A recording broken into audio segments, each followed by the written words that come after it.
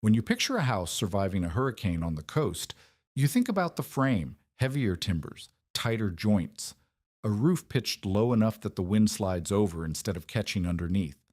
You think the battle is between wood and wind, and the answer is stronger wood. But wood was never the problem. The problem was that every plank wall on the coast was a sieve. Wind did not need to break the wall, it just needed to find the seams, and every seam became a channel that drove rain inward, stole heat outward, and rotted the house from the inside while the outside still looked whole. One woman on the Carolina coast understood this. She could not afford timber.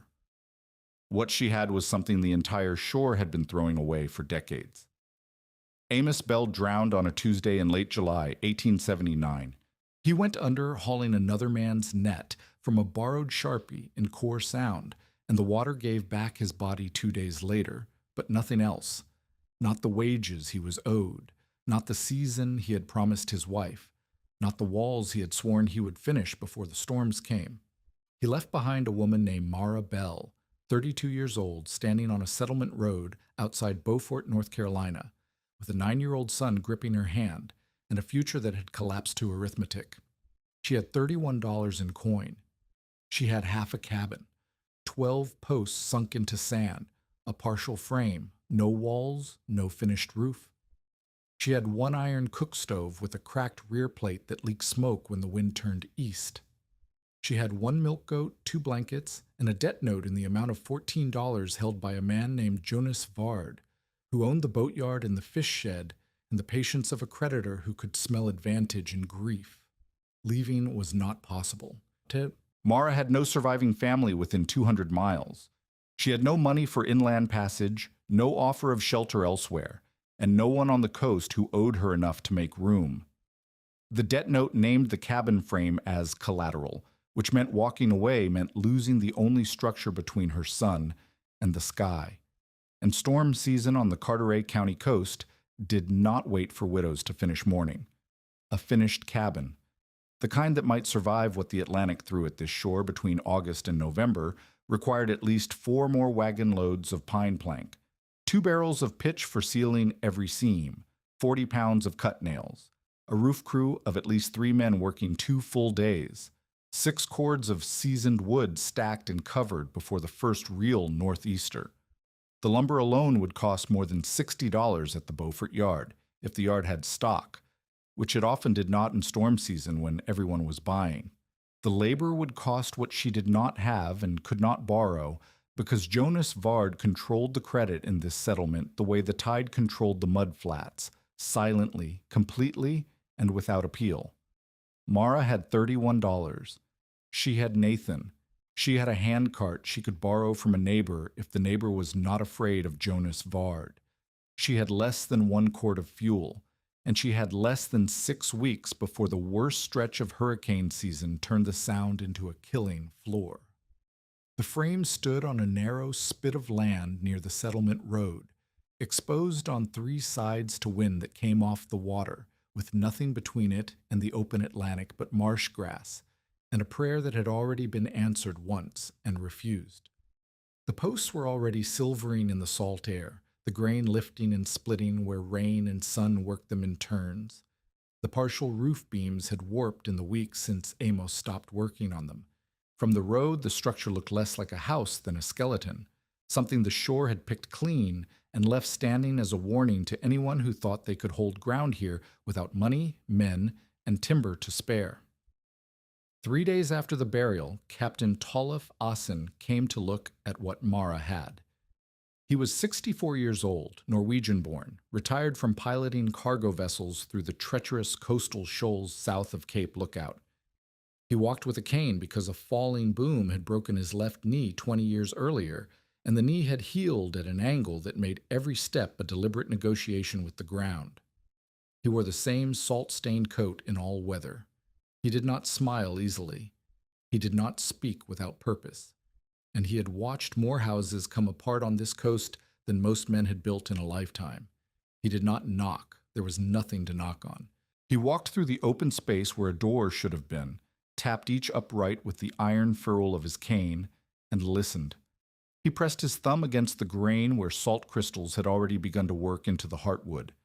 He crouched painfully, one hand on the cane, the bad knee locked straight, and examined the base where the posts met the sand.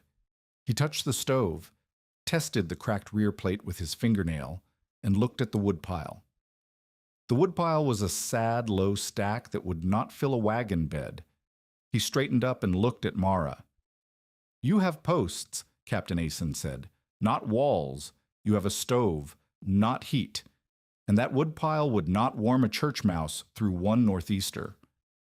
Mara said nothing. Nathan stood behind her, barefoot in the gray mud, watching the old man with the fixed attention of a child who has learned in 3 days that adults deliver bad news while standing. "On this coast," the captain continued, "a house must be framed tight, roofed low, and braced against wind from every quarter. The joints must be pegged or bolted. The roof must be pitched to shed, not catch. The walls must be sealed against wind-driven rain, because rain does not fall on this shore. It flies, and every seam you leave open is a chimney that draws cold in and pushes heat out." He tapped the nearest upright. The sound it made was hollow and thin. "You need seasoned timber and men who know cross-bracing, not mudflat refuse, not wishes." "I know what I need," Mara said. "Then you know you do not have it." He was not cruel. That was worse. Cruelty she could have answered with anger, and anger was a fuel she understood. Captain Asen spoke the way a man speaks when he has watched the sea take things for 40 years and has stopped being surprised by it. He was severe because severity was the only honest response to what he saw. A widow with a child standing inside a frame that the first September gale would scatter like kindling across the marsh. "How much time do you have before Vard presses the note?" he asked. "He has not said." "He will not say. He never does. He will wait until the frame is worth more to him empty than it is to you occupied, and then he will arrive with paper and a witness." Captain Asen looked at the partial roof beams, the gaps where rafters should have been, the open sky above the stove where rain fell directly onto the firebox when the weather turned. "If I were Vard, I would give you until the first inspection after September. That is 6 weeks. Maybe 7. Nathan tugged Mara's hand. "Are we sleeping outside tonight?" Captain Asen could not look at the boy when he answered. He looked at Mara instead, and what he saw in her face, not tears, not pleading, but the flat arithmetic of a woman who had already counted the numbers and found them impossible, made him turn away and tap his cane twice against the doorpost. A habit he had when he wanted to say something he chose not to say. He left without another word, but his verdict hung in the salt air like smoke from a dead fire. The math was impossible. The time was impossible. And the woman standing in the skeleton of a house with $31 and a cracked stove and a child who asked the wrong questions at the wrong moments was not going to survive this by building what the coast demanded. The question was whether the coast would accept something else entirely. Mara did not sleep that night. She sat on the sand floor beside the stove, feeding it driftwood scraps to keep Nathan warm under both blankets, and she counted. She counted dollars against nails, against planks, against days. She counted the gap between what she had and what a finished house required, and the gap was not a crack she could step over. It was a canyon. Every path through it required money or men or time she did not have, and the paths that required none of those things did not exist, not in any method she had ever seen used on this coast. By dawn, she had stopped counting and started walking. The tide was out. The mudflats stretched wide and gray-brown under the early light, and the air smelled of salt and marsh rot and the sharp mineral stink of exposed shell beds. Gulls picked at the shallows. Somewhere behind her, a rooster crowed in the settlement, and a door banged shut in the wind. Mara walked past the fish sheds, past the drying racks where nets hung like enormous cobwebs, past the landing where skiffs rocked in the shallows and rope halyards tapped against masts, in a rhythm that sounded like impatient fingers on a table. She walked until she reached the shell heaps. They were enormous, Decades of shucking had piled oyster and clam shells in mounds taller than a man along the marsh edge behind the fish sheds. The shells bleached white under the Carolina sun, their edges sharp, their surfaces crusted with barnacle and dried mud. The shucking crews treated them as waste, something to be walked over, kicked aside, cursed when they cut bare feet. Thousands of pounds of discarded shell, free for the hauling, worth nothing to anyone who thought of building in terms of timber and nails. Mara stopped. She picked up a whole oyster shell and turned it in her hand. She picked up a broken clam fragment, chalky and rough. She pressed her thumb against the edge and felt it bite into her skin. And she remembered. She was 8 years old, standing near Beaufort, South Carolina. Not this Beaufort, the other one, the older one down the coast. And her mother, Eliza Sorrel Bell, was showing her something. Eliza had worked near a plantation house where the walls were not wood. They were thick and pale and rough, and when Mara pressed her child hand against the surface, it felt like stone that had grown out of the ground. But it was not stone. It was shell. Eliza held Mara's hand near a lime pit, close enough to feel the heat radiating from the mass, but not close enough to burn. Steam rose where water met the burned shell. The air smelled sharp and mineral, like a blacksmith's quenching trough, but thinner, more caustic. There was a steady hiss, like a kettle just below the boil, and white dust clung to Eliza's black skirts and settled in the creases of her hands. Burned shell turns back to stone, Eliza said. She pressed her thumb into wet mortar, a fresh patch on a crumbling wall. The mortar took the print easily, soft and gritty. Then she pulled Mara along to an older section, weeks or months cured, smooth and pale as bone. She pressed her thumb again. The surface refused completely. Not a mark, not a dent. That is the trick, Eliza said. You burn it down, and it builds itself back up harder than it was. Mara had filed the memory the way children file things carelessly, without knowing what it would be worth. Now, 24 years later, standing on a mudflat in North Carolina with $31 and a skeleton for a house, the memory was no longer a curiosity. It was the only idea she had left. She walked further along the marsh edge, past the main shell heaps, past rotting pilings from a fish house that had been abandoned before Nathan was born. The structure was gone, planks taken, nails pulled, roof long since collapsed into the mud. But the footing remained. A rough mass of shell and mortar and sandy aggregate, gray-white, cracked in places but solid beneath the surface, still holding together while the pine that had been built on top of it had rotted to damp pulp. Mara crouched and broke a rotted board away from the footing. She hit the exposed shell lime with a stone picked from the mud. It did not crumble. It rang. She hit it again. The surface chipped, but did not break. 20 years of tides, rain, wind, and salt, and the shell mass was still harder than the wood it had supported. The logic assembled itself the way her mother's hand had assembled patches. Piece by careful piece. Thin plank walls leaked heat through every seam and joint. Salt wind drove moisture deep into wood, swelling the grain, opening cracks, rotting the fibers from the inside out, turning every gap into a chimney for the weather. But a thick coating of shell lime burned oyster shell slaked with water, mixed with sand and ash and broken shell for body, could add mass to the frame, real mass.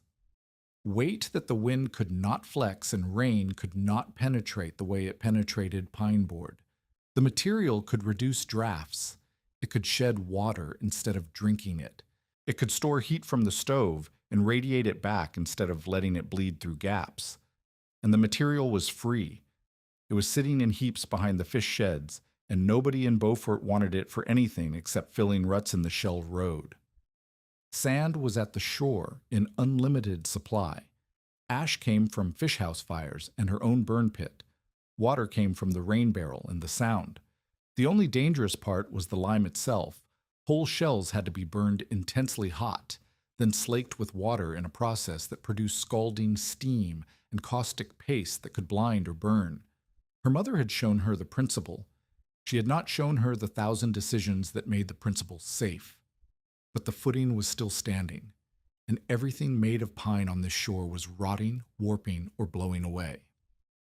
Mara told Randy Mears first, because Randy was the closest thing she had to an ally, and because Randy would say what she thought without cruelty or calculation. Randy was 37, widowed 3 years earlier when her husband's boat broke apart in a gale south of Cape Lookout. She survived by mending nets, fast, clean work that paid little but paid steady, and she had learned to measure every hour against what it earned and every risk against what it cost.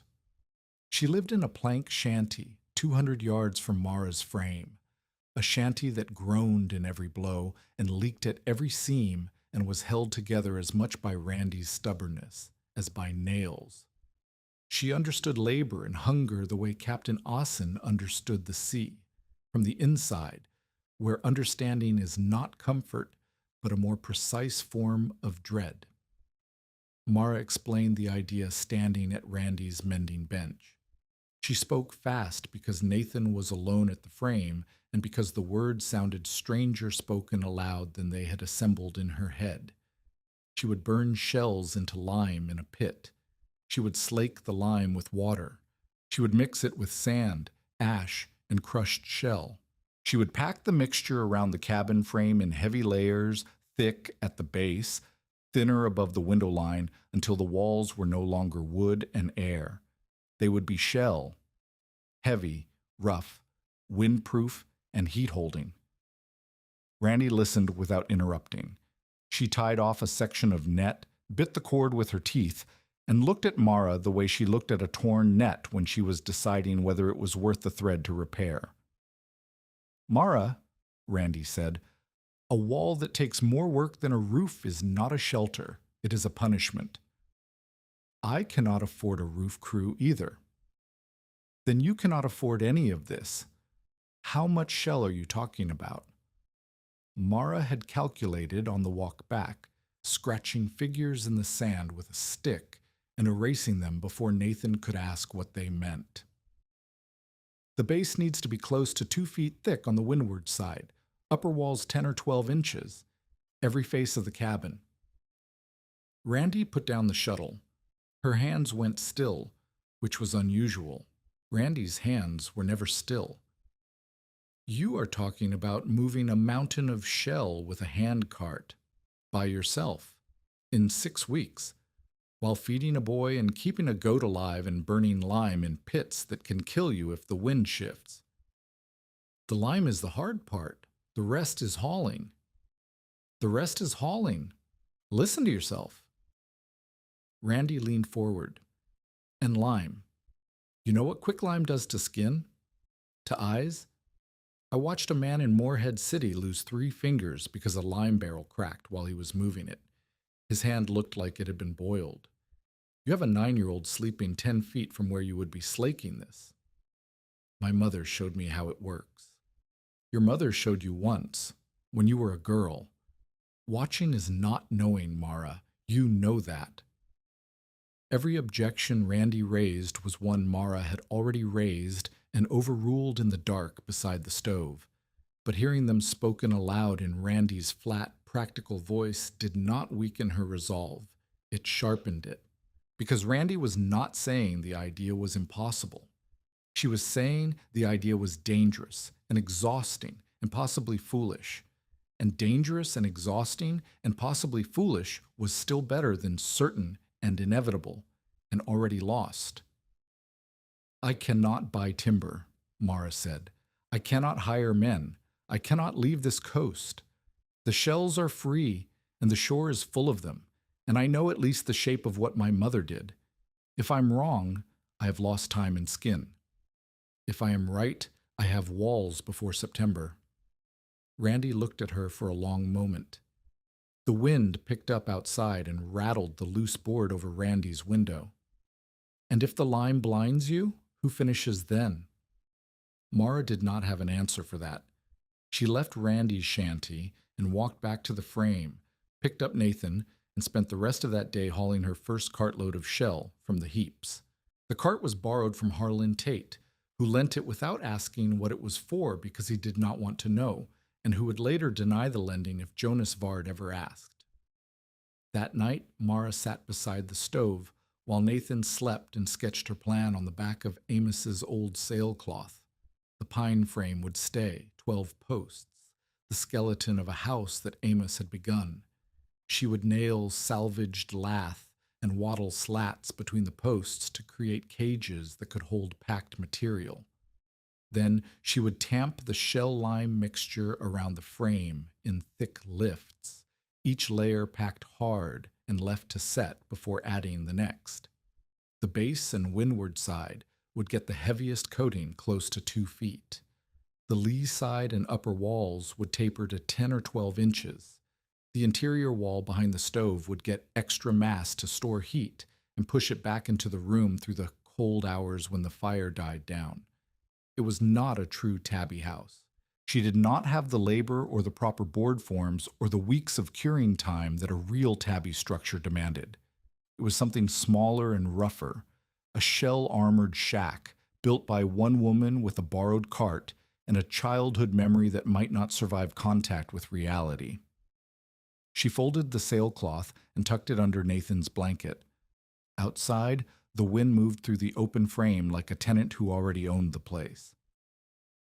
Word travels fast in a settlement that lives by tides and gossip, and by the second day of hauling, every soul between the fish shed and the landing knew what Maribel was doing.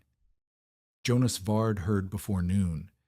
He was 48 years old, broad through the shoulders, and he ran the boatyard and the fish shed with the quiet authority of a man who understood that money is most powerful when it is owed, not spent. He held Amos's debt note. He wanted Mara's lot because it sat on a slightly raised patch near the road with access to a small landing, the best piece of accessible ground between the fish shed and the point. If the cabin frame sat unfinished when the September inspection came, the note gave him the right to claim it for the debt. He would acquire a parcel worth 5 times what Amos owed him, and all he had to do was wait while Mara failed. He found her on her 4th trip to the shell heaps. She was loading broken oyster fragments into the handcart, her forearms dusted white to the elbows, her hair tied under a rag that had once been part of a sail. "Mrs. Bell," he said. He used the formal address the way a man uses a long knife, deliberately, so you see it the whole time it is moving. "I hear you're collecting shells." "I am." "For what purpose?" "Walls." Jonas looked at the cart, half full of jagged white fragments. He looked at the shell heaps stretching along the marsh edge. He looked at the frame visible from the road, its bare posts standing against the flat gray sky like the ribs of something dead. "Shells belong under boots and in hog troughs, Mrs. Bell, not over a roof line." Mara lifted another shovelful into the cart. She did not look at him. Jonas stepped closer. His boots crunched on the shell road. "I want you to understand something clearly.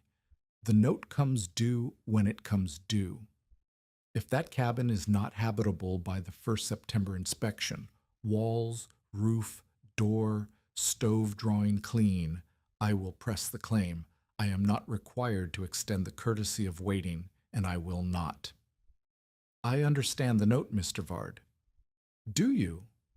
Because what I see is a woman wasting the last weeks she has piling trash against a frame that needs proper timber, and every day you spend hauling shell is a day you are not spending finding someone to buy you out before you lose everything." Mara set the shovel against the cart. She looked at Jonas for the first time. "The note says habitable. It does not say how the walls are made." His jaw worked. He was not accustomed to being answered with precision, especially not by a woman who owed him money and stood ankle-deep in mud and oyster grit. He was accustomed to silence, to lowered eyes, to the careful deference that debt purchases in a small community where one man controls the fish prices, the boat repairs, the winter credit advances, and the willingness of other men to lend a cart or a hand. Mara's voice carried none of that deference. It was flat and factual and utterly without submission, and it unsettled him in a way that open defiance would not have. He turned and walked back toward the fish shed without another word. But that evening he sent a boy to the frame with a written note on fish house paper, the ink still wet, debt inspection in 18 days. Mara read the note, folded it, and placed it inside her mother's Bible. Then she picked up the shovel and went back to the shell heaps. The tide was coming in. She had 2 hours of low ground left. The mockery began at the fish shed the next morning and spread through the settlement like smoke. 3 men stood watching as Mara pushed a loaded handcart past on the shell road. The cart wobbled on its single axle. Shells clattered over the sides and fell in a trail behind her. White dust rose from the pile and clung to her clothes, her face, her eyebrows. She looked like something the marsh had produced, pale and strange and out of place on a road built for men hauling timber and fish. One man nudged the other. Someone laughed. Not loudly, not yet, but loud enough to carry across the road and reach her. By the 3rd day, the cabin had a name. Boys from the settlement came to watch Mara pack her first crude layer of shell lime mixture against the north corner post. The mixture was ugly, gray, and lumpy, more rubble than mortar, studded with jagged shell fragments that stuck out of the surface like broken teeth. The boys threw clam shells at the half-coated wall to see if they would stick. One of them shouted something about building a coffin. Another called it the bone house. The name caught. Within a week, everyone from the landing to the church used it. Have you seen the bone house? The Bell Widow is still at the bone house. That thing looks like the bone house now, like something the tide spit up and forgot to drag back. Orrin Cade said the thing that stuck hardest. He was a fisherman who mended his own nets and kept his opinions honed to a cutting edge, and he said it outside the fish shed one afternoon, loud enough for 6 men and 2 boys to hear. A woman who buries a house in oyster trash will be living in a grave before Michaelmas. Laughter from the men, nodding heads. The verdict of people who had built houses the way houses were supposed to be built on this coast, pine plank, pitch, nails, and labor hired by the day, and who saw in Mara's shell heaps, not innovation, but the particular madness of a woman who had run out of options and mistaken desperation for a plan. Captain Austin stood near the landing while the laughter carried. He watched without laughing. He watched without speaking.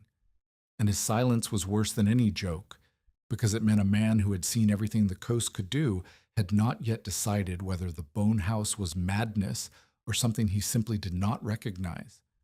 A man who had not decided was a man who thought failure was still the most likely outcome.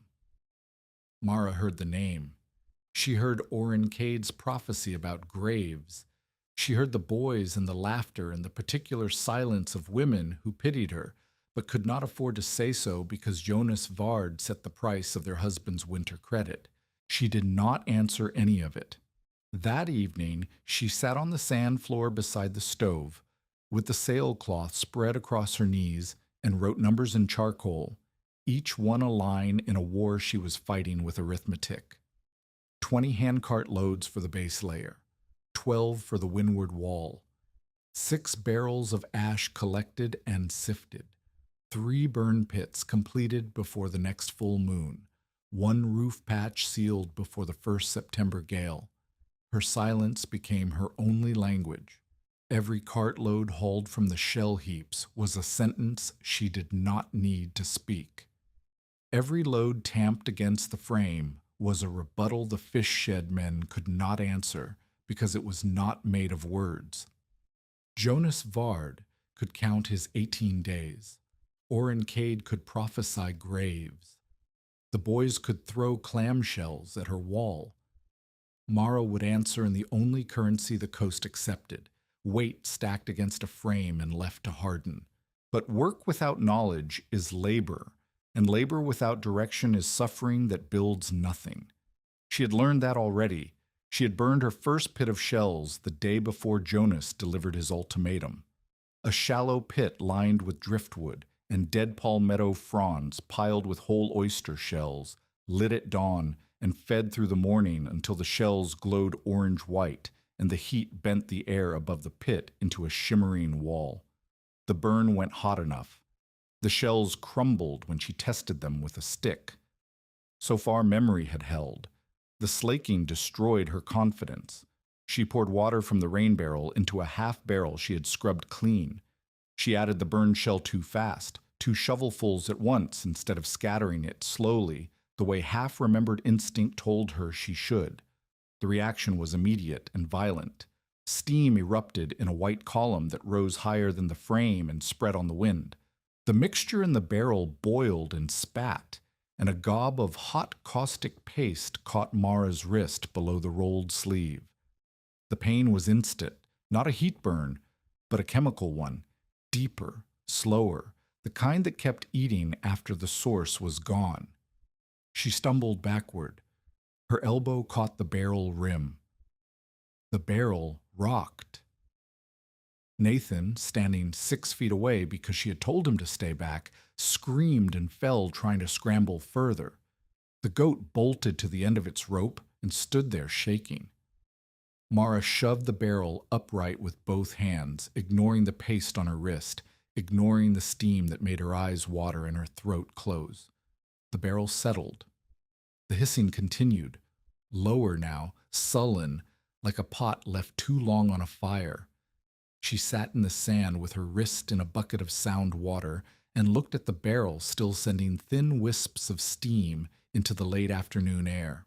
The burned skin on her wrist was already blistering, an oval the size of a silver dollar, white at the center and angry red at the edges. Nathan crouched 10 feet away, watching her with eyes that held no trust left. She had remembered the shell. She had remembered the principle. She had not remembered the patience, or the danger, or the 100 small decisions between a childhood lesson and a standing wall. The shore had given her stone, but it had not taught her how to survive making it, and 18 days was now 17. The burn on her wrist would take a week to stop weeping. The first cartload of proper mix was not even started. The frame stood open behind her, the posts bare on 3 sides, the stove cold, the roof still incomplete, the wind already beginning to smell like the thing that was coming from the south. She wrapped her wrist in a strip of clean sailcloth and went back to the barrel. The paste inside had stopped hissing. It sat thick and white and caustic, waiting to be mixed with sand and shell, and turned into something if she could learn to handle it without destroying herself first. She could not do this alone, and she knew no one on this coast who had ever done what she was trying to do. But the inspection was in 17 days, and the alternative to learning was losing everything that was left. On the 4th morning after the slaking accident, with the burn on her wrist still weeping through the sailcloth bandage, Mara hauled a fresh cartload of crushed shell to the cabin frame and found a woman standing inside it. The woman was 59 years old, dark-skinned, thin in the arms but broad through the shoulders in the way of people who have spent decades lifting things heavier than themselves. She wore a faded cotton dress that had been patched at both elbows and a headcloth tied low against the sun. She was not touching anything. She was looking. She stood at the north corner where Mara had packed her first crude layer of shell-lime mixture, and she was studying it the way Captain Asen had studied the posts, with the attention of someone who recognized what they were seeing, even when what they were seeing was wrong. Her name was Barbro Neschheim. She had arrived in Beaufort 2 days earlier, traveling with a cousin's family after a fever outbreak down the Georgia coast had driven them north looking for cleaner ground. She had been born enslaved on a coastal Georgia plantation near St. Mary's, where Tabby construction was not theory or memory, but daily labor. After the war, she had worked as a paid mason's helper near St. Augustine, repairing tabby walls and lime-washing structures that had stood for decades and would stand for decades more. She had mixed more shell lime in her life than Mara had seen in hers. She had heard about the bone house from the cousin's wife, who had heard about it from a woman at the well, who had heard about it from a boy who threw shells at it. Barbro had come to look because what the boy described, a woman packing burned oyster shell around a pine frame, sounded like something she knew, and what she knew, almost nobody on this stretch of coast knew anymore. Mara set the cart handles down. "Can I help you?" Barbro did not turn. She was pressing her thumb against the crude first layer Mara had packed against the north post. The mixture crumbled at the edges. Barbro rubbed the crumbs between her fingers, brought them to her nose, then dropped them. "Your lime is half burned," Barbro said. Her voice was low and direct, with the cadence of the Georgia coast underneath it. "The shells at the bottom of your pit did not get hot enough.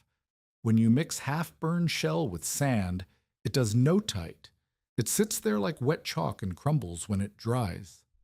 Mara stiffened. She had spent 3 days on that first layer. She had packed it by hand until her palms bled, and now a stranger she had never seen was telling her it was wrong. "I know it is rough," Mara said. "Rough I can work with. Half-burned is not rough. Half-burned is nothing." Barbro turned and looked at Mara for the first time. Her eyes went to the bandaged wrist. "You slake too fast." "Yes." "How much water?" "Too much, all at once." Barbro made a sound that was not quite a laugh. "How much skin?" Mara held up the wrist. The bandage was stained yellow at the center. Barbro looked at the wrist, then at the shell pile beside the frame, then at the sorting, whole shells separated from broken fragments, sand kept in a separate mound, ash in a barrel covered with a board. Her expression changed, not softened, sharpened. She had expected madness. What she saw instead was organization. The burn pit was badly managed, and the slaking was dangerous, but the raw materials were sorted with the care of someone who understood that different pieces served different purposes in the mix. "You remembered the shell," Barbro said. "You forgot the patience." That was how Barbro Nesheim entered Marabelle's life, not as charity, not as rescue, but as recognition. She saw a woman who had the ambition and the raw understanding to attempt something real, but lacked the practice knowledge to do it without destroying herself. And Barbro had spent her life watching walls built and rebuilt by hands that knew what they were doing. She understood the difference between a person who was guessing and a person who was almost right. Mara was almost right. Almost right on this coast with this material would kill her or save her depending on who corrected the almost. Barbro's first lesson was fire. She made Mara dig a new burn pit, deeper than the first, with a flat bottom of compacted sand and a wind gap on the east side to feed the draft. She made her stack the wood differently, a lattice of dry pine at the bottom, then a thick layer of whole oyster shells, then more wood, then more shells, until the pit was loaded waist-high. She made Nathan stand behind the frame, 30 feet away, and she told him why.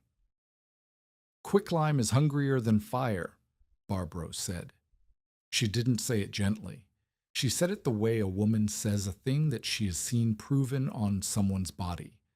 Fire eats wood and stops. Lime eats water and skin and does not stop until it has had enough. You do not go near the pit. You do not go near the barrel. You stand where I can see you and where the wind will not carry steam to your face. Nathan looked at his mother. Mara nodded. Nathan stayed behind the frame. They lit the pit at dawn. The fire caught fast in the dry pine lattice and climbed into the shells. The heat built through the morning, first the crackle of wood, then the deep, steady roar of a fire that had found its draft and settled into it. Barbara watched without speaking. She watched the color of the shells change from gray to white to a pale orange where the heat was greatest. She listened to the fire the way Captain Asen listened to post wood, for the sounds that meant something and the sounds that meant nothing. At midday she told Mara to stop feeding wood. The shells at the bottom are past done. The ones at the top are just reaching it. If you keep feeding, you will char the bottom to powder and leave the top half burned. Same mistake as before. You need to let it ride. They waited. The fire died slowly. The shells settled and clicked as they cooled and contracted. By late afternoon, Barbara raked the top layer aside with a long stick and pulled a shell from the middle of the pit. It was white, light, and dry. She tapped it against a stone. It broke cleanly, the fracture surface chalky and fine-grained. "That is lime," Barbara said. She held it up so Mara could see. "Feel how light it is. That weight it lost is the water that was locked in the shell. You burned it out. Now the shell is hungry to get it back. When you add water, the hunger is what makes the heat. That is slaking. The trick is to feed the hunger slowly, so it does not eat you along with the water." The slaking lesson was the one that saved Mara's hands. Barbara set up the slaking barrel, upwind of the frame, downwind of nothing. She made Mara wrap her forearms in wet rags and her face in a dampened cloth. She made her add burned shell to the barrel a handful at a time, not a shovelful, a handful scattered like seed, and then add water from a bucket with a long-handled ladle, pouring slowly down the inside wall of the barrel so the water crept into the shell instead of hitting it. The reaction was still violent. Steam erupted from the barrel in plumes, and the mixture hissed and popped and spat small gobs of hot paste.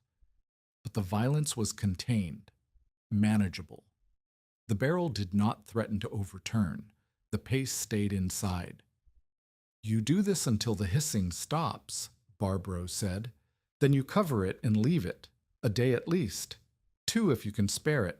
The lime needs to slake completely or it will keep reacting inside your wall, and a wall that is still reacting is a wall that will crack." Mara nodded. Her forearms were soaked through the rags. The chemical smell burned the inside of her nose. But the barrel held, and the paste inside was smooth and white and fine, nothing like the lumpy, spitting disaster of her first attempt. The third lesson was the wall itself, and it was the lesson that changed everything. Mara had been packing the mixture against the frame in thick masses, scooping it by the bucket, and pressing it into the gaps between posts and lath with her hands and a flat board. Barbara watched her do this for 10 minutes, then told her to stop. "You're building a pile," Barbara said. "Not a wall. A pile falls down. A wall stands because every layer holds the one above it." She took the board from Mara's hands and scraped away the wet mass Mara had just applied. Nearly an hour of work. Mara watched her own morning disappear under Barbara's hands and said nothing, though her jaw was tight enough to ache. Barbara showed her lifts. Thin layers, 4 inches, no more, packed hard with a flat tamper, then scored with a stick across the surface before the next layer went on. The scoring gave the next lift something to grip. Each layer was left to firm for at least half a day before the next was added. Rough plank forms nailed to the posts and braced with rope ties kept the wet mixture from bulging outward under its own weight. "This is slow," Mara said. "This is standing," Barbara replied. "Fast is on the ground." She was right. The first properly built lift was thin and modest, a band of shell lime sand 4 inches high along the base of the north corner. It looked like nothing. It looked like a stripe of gray paste on a rotting post, but when Mara pressed her thumb against it the next morning, the surface did not give. It was firmer than anything she had produced before. Not hard yet, not the bone-hard surface her mother had shown her in South Carolina, but firm in the way that promised hardness if she gave it time. Time was the one thing she did not have enough of. The days blurred into a rhythm of fire, water, shell, and tamping, and the rhythm was measured by the marks Mara scratched each evening on the inside of the doorpost. Day 1 with Barbaro, first proper lime batch produced. The slaking barrel did not boil over. Nathan stayed behind the rope line Barbaro had strung between 2 posts. Day 3, the north corner packed to knee height. 4 lifts, each tamped and scored. The surface was hardening in the salt air and the August heat. Mara could rap her knuckles against the lowest lift and hear something that was no longer a thud. It was beginning to ring. Day 6. The windward base reached Mara's hip. This was the heaviest section, nearly 2 feet thick at the ground, tapering to 16 inches at hip height. The forms bowed under the weight twice, and Barbaro made Mara cut them open, reset the braces, and repack. Each correction cost half a day. Each half day was a number Mara subtracted from the number that mattered most. Day 9. The stove wall thickened. Barbaro insisted on extra mass behind the firebox, a full 18 inches of shell lime backed against the interior post. The logic was simple. Mass stores heat. When the fire burns low in the dead hours of the night, the wall gives the heat back. The thicker the wall behind the stove, the longer the room stays warm without fuel. Day 12. The roof still leaked. The walls were rising, but the roof remained a patchwork of partial beams, warped rafters, and gaps where sky showed through. Rain fell directly onto the stove. Mara's bedding was damp every morning. Nathan coughed at night, a shallow, wet sound that Mara tried not to count. Day 14. Mara's hand split.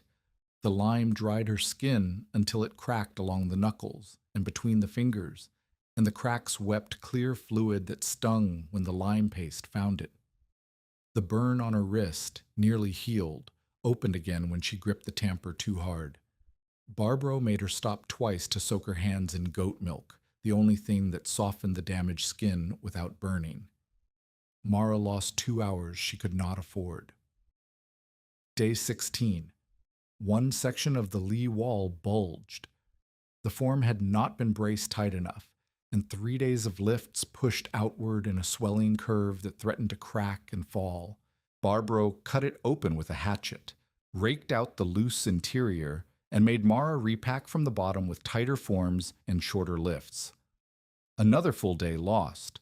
Mara sat in the sand that evening and stared at the remaining work and the remaining days.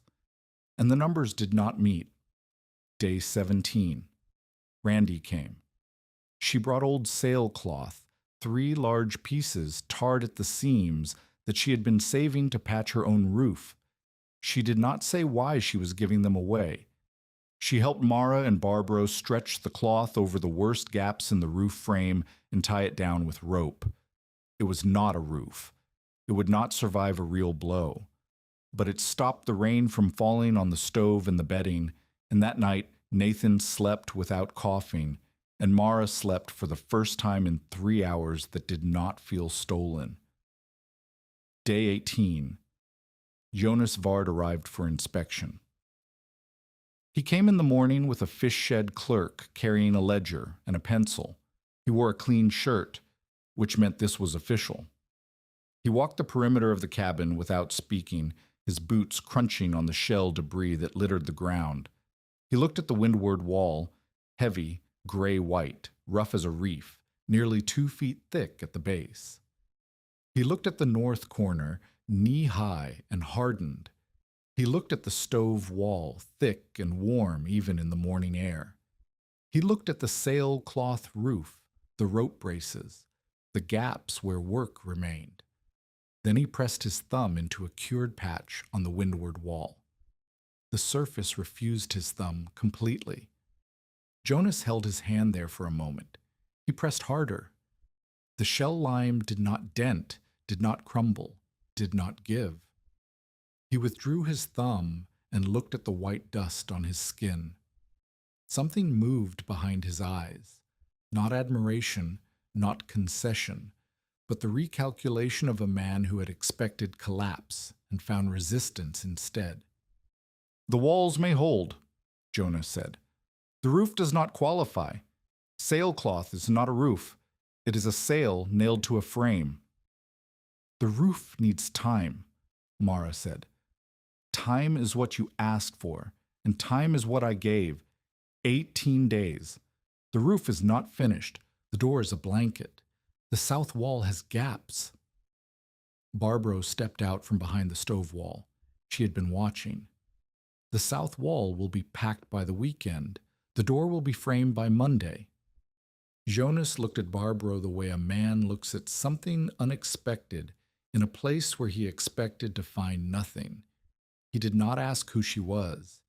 He did not address her. He turned back to Mara. "This is not habitable, Mrs. Bell." From behind them on the shell road, Captain Assen's cane tapped twice on the ground. The old pilot had come without being asked. He stood at the edge of the frame, leaning on the cane, his salt-stained coat buttoned against the wind, and he had been watching Jonas Vard press his thumb against the wall and fail to make it yield. "That wall is more habitable than half the fish shacks on the Sound," Captain Assen said. His voice was quiet, but it carried. "And every man here knows it." Jonas turned. The clerk stopped writing. The air between the two men held a charge that had nothing to do with the weather. Captain Assen did not repeat himself. He did not argue. He stood with his cane planted and let the statement sit in the silence like a stone dropped into still water. Jonas looked at the wall again. He looked at the clerk. 10 more days, he said. Then we inspect again, and I will not hear from retired pilots about the condition of my property. He left. The clerk followed. Captain Assen watched them go, then turned to Mara. "I did not say I believe in your house," he said. "I said it is better than a fish shack. That is not the same thing." He left too. But as he passed the frame, he paused, reached inside the doorway, and leaned 2 heavy storm braces against the nearest post, lengths of oak, cut and notched, sized to reinforce the roof frame against lateral wind load. He said only, "Bad bracing kills fools and widows alike." Then his cane tapped away down the shell road. Tell us in the comments, have you ever built something while everyone around you was waiting for it to fail? That night, Mara set the storm braces against the roof frame and drove them tight. Barbro showed her how to wedge them so the pressure distributed across the rafter instead of concentrating on a single joint. Outside, the air was heavy and still. The Sound lay flat as hammered tin. No gulls called from the mudflat. No halyard knocked against a mast. Barbro looked at the sky and said nothing. She had been watching the sky for 3 days. She had not told Mara what she was watching for. The men had inspected the house. Now the coast would. The signs began 3 days before the storm arrived. Fishing boats returned early. Captains who never cut a day short brought their Sharpies in before noon and pulled them high above the tide line. Nets that should have been in the water hung drying on racks that should have been empty. The landing, which was never quiet during August fishing season, fell silent before supper. Birds vanished from the mud flat. Gulls that had shrieked over the shell heaps every morning were gone, pushed inland by pressure changes that Mara could not feel, but they could. The marsh grass lay flat and still in the wrong direction, pressed south, when the prevailing wind should have laid it north. The air turned hot and metallic. It sat on the skin like a wet cloth and carried a smell Mara did not recognize. Not salt, not marsh, but something sharper, like iron filings in warm water. The light changed. The sky went from the hard blue of August to a pale milky white that made the horizon disappear, so the water and the sky became a single sheet of nothing. Captain Asen checked the sky. He checked the barometer glass that hung in the boathouse. He started to say something to Orin Cade and stopped mid-sentence. He walked back to his house and began nailing the shutters closed. On August 16th, a rider arrived from Beaufort Town. A great storm had torn north from the Bahamas. Vessels offshore reported falling pressure and wind shifting faster than the sails could follow. The storm was expected to make the coast within 2 days, maybe less. By dusk on August 17th, every lantern on the shore was being carried indoors. Cos. The storm hit the Carteret County coast on the morning of August 18th, 1879, and it did not begin with wind. It began with absence. No gulls, no wagon noise, no children outside, no sound from the fish shed, no knock of halyard on mast. The world went quiet the way a room goes quiet when someone draws a weapon. Not peaceful silence, but the silence of everything holding its breath. Then the rain came. Not rain, as Mara knew rain. This was a wall of water moving sideways, driven by a wind that had no gusts because it had no gaps. It was constant, a pressure that hit the windward wall of the bone house and stayed, a sound so loud that Mara could not hear Nathan crying until she pressed her mouth against his ear. The wind came behind the rain, or inside it, Mara could not tell. The distinction between rain and wind had ceased to exist. The air was water, and the water was air, and all of it was moving at a speed that turned oyster grit, sand, salt, and shell fragments into a horizontal blizzard that scoured everything exposed. The settlement road vanished under a white-gray current. The marsh grass did not bend. It was flattened to the mud, as if someone had pressed it down with an iron. Mara braced the door she had framed and hung only 3 days earlier, and pressed her back against it. The wind hit the door like a man trying to force entry. It shook in its frame. The blanket they had hung behind it for insulation whipped and snapped. Inside the bone house, 5 things happened in the first hour. The shell walls held. The wind struck the windward face, that massive 2-foot-thick mass of packed shell lime at the base, and the wall did not flex. It did not drum the way plank walls drummed. It did not pulse inward with each gust. It stood the way stone stands, absorbing the impact without transmitting it. Mara pressed her hand against the interior surface and felt nothing move. The wall was warm from the stove heat it had stored overnight, and it was still. The roof shook. Captain Asen's storm braces groaned against the rafters as the wind tried to lift the entire roof assembly off the walls. The sailcloth patches ripped first, one tore free within 20 minutes and vanished into the storm. Rain poured through the gap. Barbro threw a blanket over Nathan and the stove and told Mara to bring the wedges. They drove additional wedges against the rafters, Mara on one side and Barbro on the other, swinging a mallet while rain blasted through the open seam. The braces held. The rafters complained but did not lift. The gap in the sailcloth let rain in, but the shell walls on either side channeled it down and away instead of letting it soak through. The wood of the frame was getting wet. The shell lime surface was shedding water the way a duck's back sheds water, running it down the roughened face to the ground. Nathan's cough deepened. The boy had been fighting a shallow cough for days, damp nights, lime dust, the stress of a body too young for the fear that had lived in it since his father drowned. Now, with the temperature dropping and rain coming through the gap, the cough turned wet and heavy. He pressed against the stove wall, shivering. Barbro told Mara to shield the firebox with a piece of salvaged tin and keep feeding the stove small pieces of dry wood from the stack they had kept covered inside. The stove drew badly. The chimney pulled in competing directions as the wind swirled, but the fire stayed lit, and the shell wall behind it did what Barbaro had promised it would do. It released heat. Slowly, steadily, the way a stone holds the sun's warmth after sunset, the interior mass of the stove wall radiated heat back into the room. Mara pressed her hand against it. It was warm. Not hot. The fire was too small for that, but warm, and the warmth held even when the stove flickered. Nathan pressed his back against the warm wall and stopped shivering. His cough did not stop, but the shivering did, and in the desperate arithmetic of that night, stopping the shivering counted as a victory.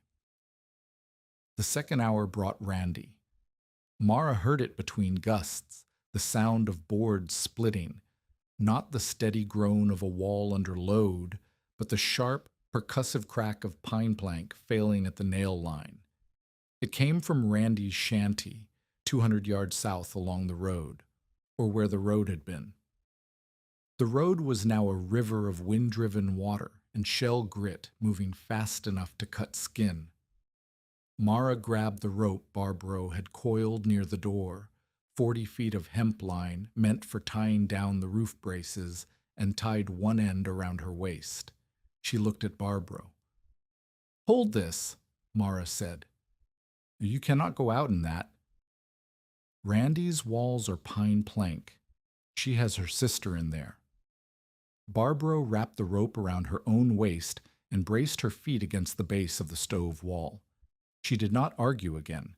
She did not say be careful. She planted herself like a post and held the line. Mara opened the door at the interval between gusts, a trick Captain Asen had once described for boarding a vessel in heavy seas, timing your move to the rhythm of the water, not against it. The wind caught the door and slammed it full open. Shell grit hit Mara's face like sand thrown from a bucket. She ducked, pulled the cloth over her mouth, and crawled. She could not stand. The wind was a wall with weight behind it. She crawled on her hands and knees through water that was ankle-deep and moving, pulling the rope behind her, navigating by memory because she could see nothing. The rain and the airborne grit had turned the world into a white-gray blindness that had no edges and no landmarks. The shell road under her hands was the only certainty. She followed it by feel, counting the ruts. She found the shanty by finding the wreckage. The north wall had pulled free of its nails and folded inward. The roof had shifted 3 feet to the south, hanging at an angle that funneled rain directly onto the interior. Randy was inside, holding her younger sister against the south wall, the only wall still fully standing, and the sister was bleeding from a cut above her eye where a board end had caught her. Mara tied the rope around Randy's waist. Randy tied her sister to herself. They crawled back along the shell road, the three of them connected by 40 feet of hemp line, pulling themselves through wind and water and flying debris toward the dim shape of the bone house. Barbaro pulled them inside. The door nearly tore away. Mara and Randy threw themselves against it and braced it with the table, the small pine table Amos had built the year before, the last finished thing he had made. It held. The door held. The wall behind the door held. The bone house now sheltered 5 people. Mara, Nathan, Barbaro, Randy, and Randy's sister pressed together in a room 12 feet by 16 feet, with a smoking stove, a leaking roof, and walls made of crushed oyster shell that the wind could not move. The storm's 3rd hour brought Jonas Vard. If you are invested in this story, stay with us, because the next choice decides whether the house becomes shelter or tomb. Mara heard the pounding over the wind, not the pounding of debris, the pounding of a fist. Someone was at the door, hitting it with a hand or a forearm, and the sound was desperate and rhythmic, not the measured knock of a man making a social call, but the panicked hammering of a man who had nowhere else to go. She looked at Barbaro. Barbaro looked at the door shuddering in its frame, the table braced against it, the wall behind it holding steady. "That is a person," Barbro said. "I know who it is." Mara had seen Jonas Vard's fish shed from the doorway before the last gust forced her inside. The fish shed was pine plank and post, built wide for storage and low for economy, and it sat on the exposed side of the road without the benefit of raised ground or heavy walls. When the wind hit 100 miles an hour, a pine plank shed with a wide, flat face was not a building. It was a sail waiting to lift. The fish shed lantern had gone dark 20 minutes ago. Mara had noted this the way she noted everything that night, with the cold precision of a woman who was keeping count. The pounding continued. Randy looked at Mara. Nathan pressed against the stove wall with his eyes closed, coughing. "He holds the note on this house," Randy said. Her voice was flat. I know. He would take it from you if the storm had not come." "I know," Barbro said quietly. "A wall that holds only spite is still a weak wall." Mara looked at the door. She looked at the shell-lime wall beside it, thick, rough, immovable. She listened to the pounding and heard underneath it the sound a man makes when he is hurt and frightened and alone in a storm that can kill him. She moved the table. She opened the door at the interval between gusts, the same way she had opened it for Randy. The wind caught it. Shell grit sprayed inward. Jonas Vard fell through the opening and onto the sand floor. He was bleeding from the scalp, a long cut above the hairline where a piece of flying timber had caught him. His shirt was torn. His hands were shaking. Mara and Randy shoved the door closed. They braced it with the table again. The door held. The wall held. Jonas lay on the floor and did not speak. Blood ran from his scalp into his right eye. Barbro tore a strip from her headcloth, pressed it against the wound, and told him to hold it there. He held it. His hands were still shaking. 6 people in the bone house, the stove wall radiating warmth, the windward face taking the full force of the hurricane and returning nothing, no flex, no drum, no shudder. The roof groaning but holding because the braces an old Norwegian pilot had lent without admitting belief were absorbing the load and distributing it across the frame. The storm raged for 7 more hours. During those hours, the things that happened inside the bone house were small and specific and would have been unremarkable in any room that was not surrounded by a hurricane. Barbro fed the stove. Mara patched the roof gap with a soaked blanket weighted with shell fragments. Randy pressed water out of her sister's clothes and wrapped her in the one dry blanket. Nathan slept against the stove wall, his cough quieter now, his breathing steadier, his back pressed against the mass of shell lime that held heat the way good stone holds heat, slowly releasing it through the dark hours when the fire burned low. And Jonas Vard sat on the sand floor with a bloody cloth pressed to his head and said nothing. He said nothing as the walls refused the wind. He said nothing as the rain ran down the exterior shell face instead of soaking through. He said nothing as the temperature inside the bone house stayed warmer than any plank structure on the coast could have managed with 3 times the fuel. He sat with his back to the wall and felt through his shirt what everyone in the room already knew.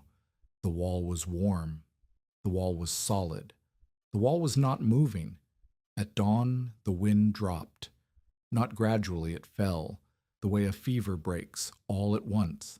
One moment the world was noise and pressure and darkness, and the next moment there was gray light coming through the roof gap and the sound of water dripping from the eaves and a single gull, crying somewhere over the marsh. Mara opened the door. The settlement road was gone. In its place was a field of debris, boards, shingles, rope, net fragments, a broken mast section, a dead chicken, and a skiff that had been lifted from the landing and deposited sideways across the path like a barricade. The fish shed was flattened. The walls had blown outward, and the roof had traveled 40 feet south and lay in the marsh like a crushed box. Two plank shanties on the near side of the road were gone entirely, not collapsed, but removed, their materials scattered across the mudflat in a trail that pointed the direction the wind had carried them. A third shanty was leaning at an angle that meant it would fall before noon. One fisherman was missing. His name was mentioned 3 times that morning by 3 different people, each time with the same flat tone that meant they had already stopped expecting to find him standing. He was found alive that afternoon, wedged under an overturned skiff in the marsh, with 2 broken ribs and a gash on his thigh. He had crawled under the skiff when his house came apart and held the gunwale down with his body weight through the worst of it. The bone house stood. The windward face was pitted where the wind had driven shell grit and sand against it for 10 hours. The surface was scoured rough, the lime wash stripped in patches, the exposed aggregate showing through like pale bone beneath scraped skin. But the wall was intact. No crack ran from base to roof. No section had bulged or fallen. The forms at the base had not shifted. The stove wall behind the firebox was warm to the touch, 6 hours after the last piece of wood had been fed to the stove. The uncoated lean-to on the south side, a small storage extension Mara had not had time to shell armor, was damaged. The posts had shifted. The temporary roof was gone. The boards were split. The contrast was visible to anyone who looked. Where the shell coating covered the frame survived. Where wood faced the wind alone, the wood failed. Jonas Vard stood in the doorway of the bone house and looked at the ruins of his fish shed. He looked at the wall beside him, the wall he had pressed his thumb against 11 days earlier and declared insufficient. He reached out with a hand that was still trembling from the night and touched the interior surface. It was still warm. He withdrew his hand and said nothing. He walked out into the debris field toward what was left of his shed. He did not look back. He did not thank her. But he left the door of the bone house open behind him, and the morning light came through it and fell on the warm shell wall where Nathan was sleeping, and the light was gray and the air smelled of salt and wreckage, and the particular silence that follows a storm that has done everything it intended to do. The storm had answered the first question. It had not answered what the town would do with the answer. The settlement buried one man that week. His name was Enoch Purdy, and he had lived in a plank shanty near the marsh edge with no bracing and a roof pitched too high. The wind had found the roof first and peeled it back like a lid, and then it had found the walls, and then it had found Enoch. They pulled him from the wreckage 2 days after the storm. He'd been dead before the water reached him. The beam had done the work. Mara attended the burial. She stood at the back with Nathan pressed against her hip and said nothing. There was nothing to say that the storm had not already said. Captain Asen came to the bone house on the 3rd morning after the hurricane. He came alone. He came early before the fish shed men were awake, before Jonas Vard had finished surveying the wreckage of his property, before anyone on the settlement road could watch the old pilot walk through the debris field to the cabin that had not fallen down. He walked the perimeter. He walked it slowly because his bad knee was worse in the damp and because he was not in a hurry. He was doing something he had not done in the 18 days since his first visit. He was looking at the bone house without expecting to find failure. The windward face was scoured. The lime wash had been stripped by 10 hours of wind-driven grit, and the exposed aggregate showed through, pale oyster shell and gray sand and the occasional dark fragment of clam, all locked together in a surface that looked like rough stone. The base, nearly 2 feet thick, had not shifted. The corners, where Barbaro had insisted on overlapping the lift so each layer gripped the one beside it, were intact. The stove wall was warm. 3 days after the last fire, the interior mass was still releasing heat slowly enough that Mara could feel it with her palm. Captain Austin touched the windward wall. He pressed it. He rapped it with his cane ferrule and listened. Then he walked to the south side, where the uncoated lean-to had been. The posts were shifted, the boards were split. The temporary roof had vanished into the marsh. The contrast did not need to be explained. It explained itself. He removed his hat. He held it in both hands. "Mrs. Bell," he said, "I told you what the coast can do to a house." He paused, and the pause was not theatrical. It was the pause of a man who had been wrong and was assembling the specific language of his error. "I did not know what your house could do to the coast."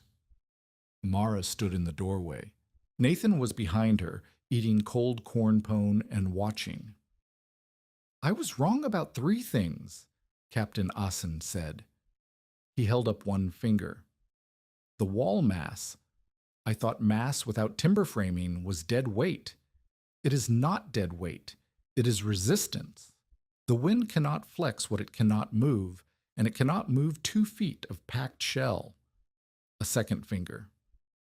"The windward coating, I assumed rain would penetrate any surface that was not sealed with pitch.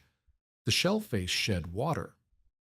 I watched it do so from my window during the storm, and I have been watching it do so for 3 days since." A third finger. "The stove wall.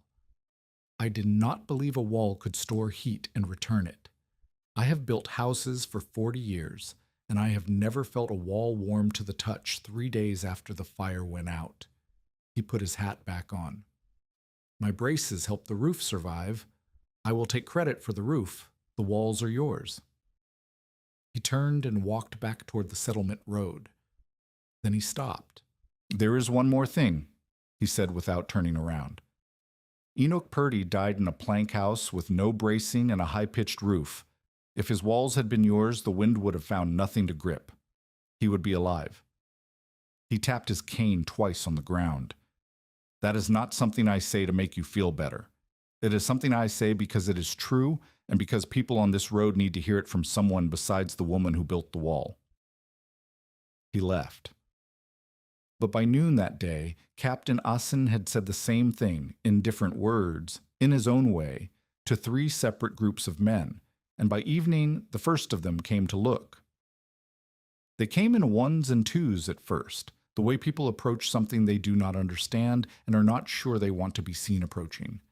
Fishermen whose houses had survived but barely. Women whose smokehouses had lost windward walls. A man named Griff Dolan, whose roof had lifted 2 inches at the ridge and let enough water in to ruin his stored salt. They walked the perimeter of the bone house the way Captain Asen had walked it, touching, pressing, rapping with their knuckles, and they asked questions that were practical and immediate and had nothing to do with theory. How much shell per wall face? Could it patch a smokehouse? Would it burn a child who touched it while curing? How long before it hardened enough to resist rain? Could it be done before winter? The women came first. They came because their questions were about survival, not pride, and because asking a woman for help cost them less than it cost the men. Randy Mears brought them, one at a time, because Randy understood something the men did not yet. Mara's method was not a marvel. It was a tool. And tools were only useful if someone showed you how to hold them. Randy herself had been converted not by the hurricane, but by the hours inside the bone house during it. She had pressed her back against the stove wall while the wind screamed outside and felt the heat coming through the shell-lime surface into her body. And she had looked at the walls of her own memory. The plank walls of the shanty that had been splitting apart around her when Mara came crawling through the storm, and the comparison had settled into her bones the way the heat had settled into the wall. She did not need to be persuaded. She needed to be taught. Mara taught Randy first. They started on a Saturday when the fish sheds were quiet, standing beside the bone house with a bucket of slaked lime and a mound of crushed shell. Randy burned her first batch too cool. The fire had not been fed long enough, and the shells came out half changed, chalky on the outside, but still hard and heavy at the core. Mara made her pick one up and feel the weight. Then she handed her a properly burned shell from the reserve and made her feel the difference, the lightness, the dry chalk texture, the way it crumbled under thumb pressure. "That is what you are aiming for," Mara said. "If it is still heavy, it is still shell. You need it to be lime." Randy nodded. She rebuilt the fire, fed it longer, and waited. The second batch came out right. When she slaked it carefully, handful by handful, upwind, her sleeves tied down, and mixed it with sand and aggregate, and packed her first test lift against the rebuilt wall of her own shanty, she tamped it with a force that came from somewhere deeper than her arms. "That is for the hurricane," Randy said. She tamped again. "And that is for the wall that fell on my sister." Mara refused to hoard the method. She said this plainly, standing beside the shell pile the first time 3 women arrived together. "I will teach anyone who brings their own shells, sand, and ash. I will not charge for knowing. I will charge for my time only when I cannot afford to give it." Barbara, standing behind her, added one condition. "No one learns without learning safety first, lime before walls, danger before work. If I see a child near a slaking barrel, I stop teaching and I do not come back." The teaching began that week. Mara showed a fisherman's wife how to sort shell, whole for burning, broken for aggregate. Barbara showed her how to build a burn pit and how to judge the heat by the color of the shells and the sound of the fire settling. They made her slake a small batch herself, upwind, arms wrapped, with her children behind a rope line 30 feet away. The woman's name was Dory Stokes, and her hand shook the first time the barrel hissed.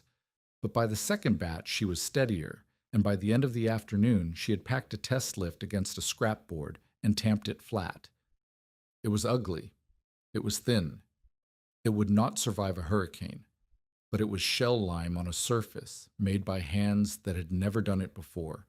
And when Dory pressed her thumb against it the next morning and the surface did not give, her face changed in a way that Mara recognized. It was the face of a person who has discovered that the impossible math has a different answer than the one they were taught. Jonas Vard's reaction to the validation was not conversion, it was calculation. He survived the hurricane because Mara opened a door. He owed his life to the bone house.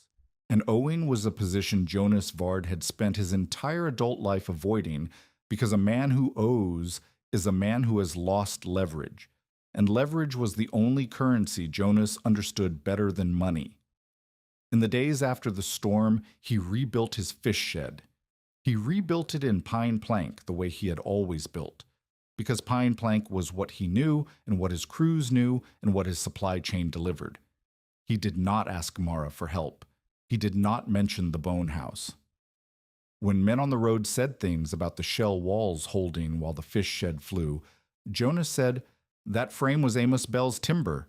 Amos knew how to set a post. The shell had nothing to do with it." Nobody fully believed this, but Jonas still controlled the fish prices.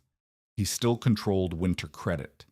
He still held the debt note on Mara's property, even though pressing it now would make him look like a man punishing the woman who saved his life.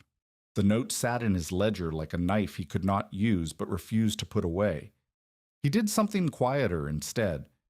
He bought up 2 shell piles from the fish shed owners. Not the main heaps, those were too visible, and buying them would be an admission that the shells had value. He bought 2 smaller piles from men who shucked on the far side of the landing, and he stored the shells behind his rebuilt shed under a tarpaulin. Mara heard about it from Randy, who heard about it from Dory Stokes, who had seen the tarpaulin. He could not deny the wall anymore, so he was trying to own what made it possible.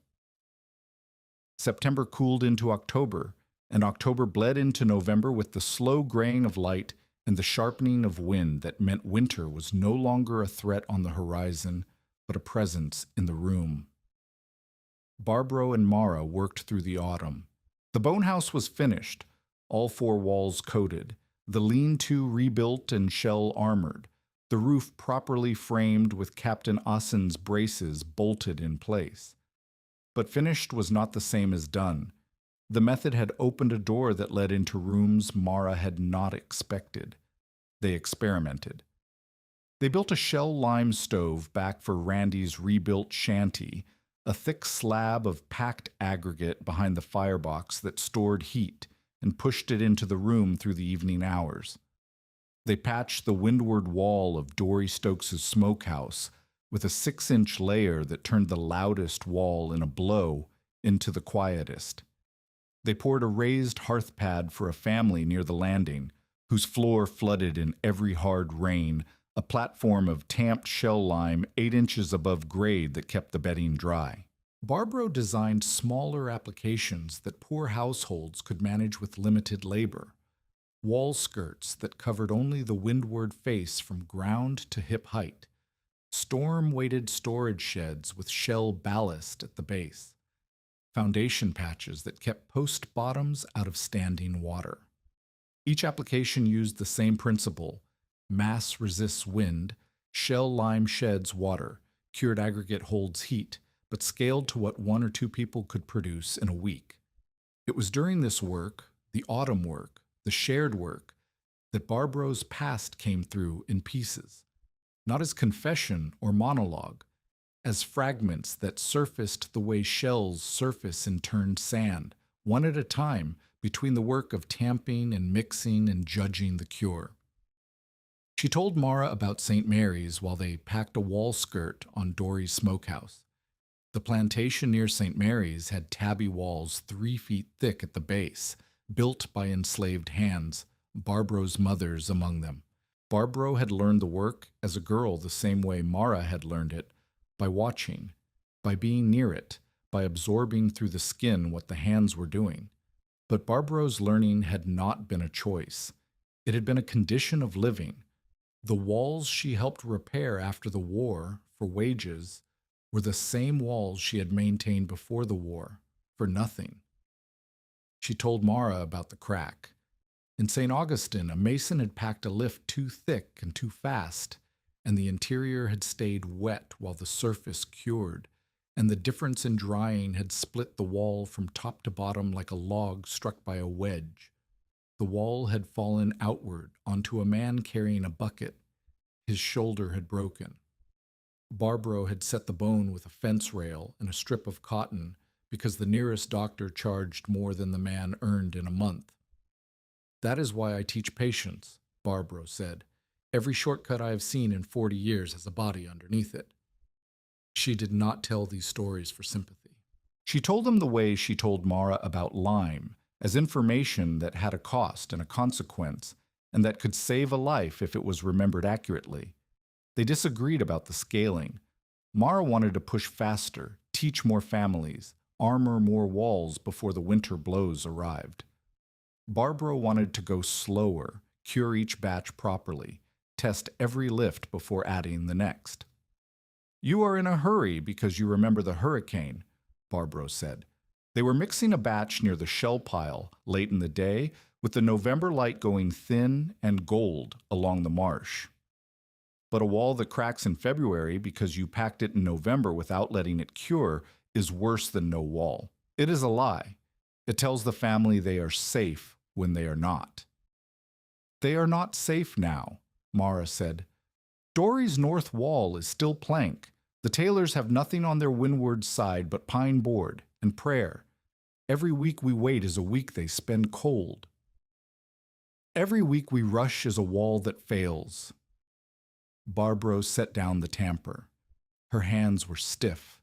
They had been stiff for weeks, the knuckles swollen, the fingers slower in the cold than they had been in August. She did not mention the stiffness. She did not mention the cough that had begun in October, dry at first, then wet, then deeper than wet. She mentioned the walls. "I have seen Tabby crack because the mason was impatient. I have seen a wall fall on a man because the lift below was not cured. You do not want that on your hands." Mara looked at her. "And you do not want people cold on yours." The argument was not resolved. It was not the kind of argument that resolves. It was the kind that sits between two people who respect each other too much to pretend the other is wrong and who care too much about the work to let the other have the last word. They compromised without calling it compromise. Mara taught faster, but she taught Barbro's rules. Safety first, cure times honored, no shortcuts on the slaking. Barbro's cough deepened in December. By January, it had settled into her chest like a tenant who intended to stay. She worked through it. She mixed batches and inspected lifts, and corrected Mara's students, and stood in the cold wind to judge the surface of a curing wall. And she did all of this while breathing in a way that sounded like paper tearing. Mara asked her to rest. Barbro said, "Rest is for people who have finished." They had not finished. There were still walls to armor, and families to teach, and patches to cure, and a method to pass on to hands that did not yet understand the difference between a wall that would hold and a wall that would pretend to hold. Barbro knew the difference. It lived in her fingers, in the way she could press a lift and feel whether the mix had enough lime, whether the aggregate was too coarse, whether the cure was advancing or stalling. It lived in the 40 years of labor she carried in her body, and the body was failing faster than the knowledge could be transferred. Her last major teaching was not a wall. It was a test. She made Mara walk the bone house alone, inside and out, and inspect every surface. Name every flaw.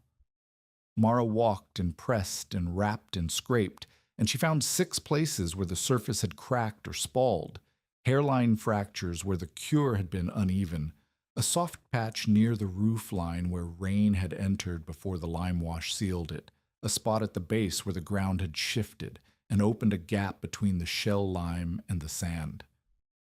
6, Mara said. Barbro walked the same path. She found 7. The 7th was a seam at the interior corner of the stove wall, a place where 2 lifts met but had not bonded fully, leaving a gap thinner than a knife blade that would admit moisture over time. "Good," Barbro said. "Now you can hear the wall without me." Mara started to answer. Barbro held up her hand, the hand that had pressed 1,000 lifts and mixed 1,000 batches, and guided Mara's hands through the first safe slaking. "I am not saying goodbye. I am saying you are ready. Those are different things." They were different things, but they arrived at the same place.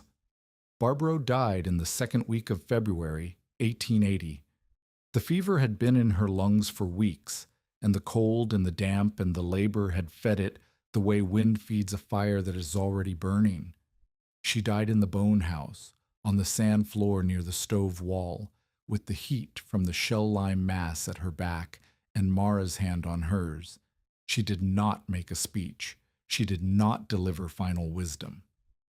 She said, "The barrel needs moving before the rain," and then she closed her eyes, and then she was gone.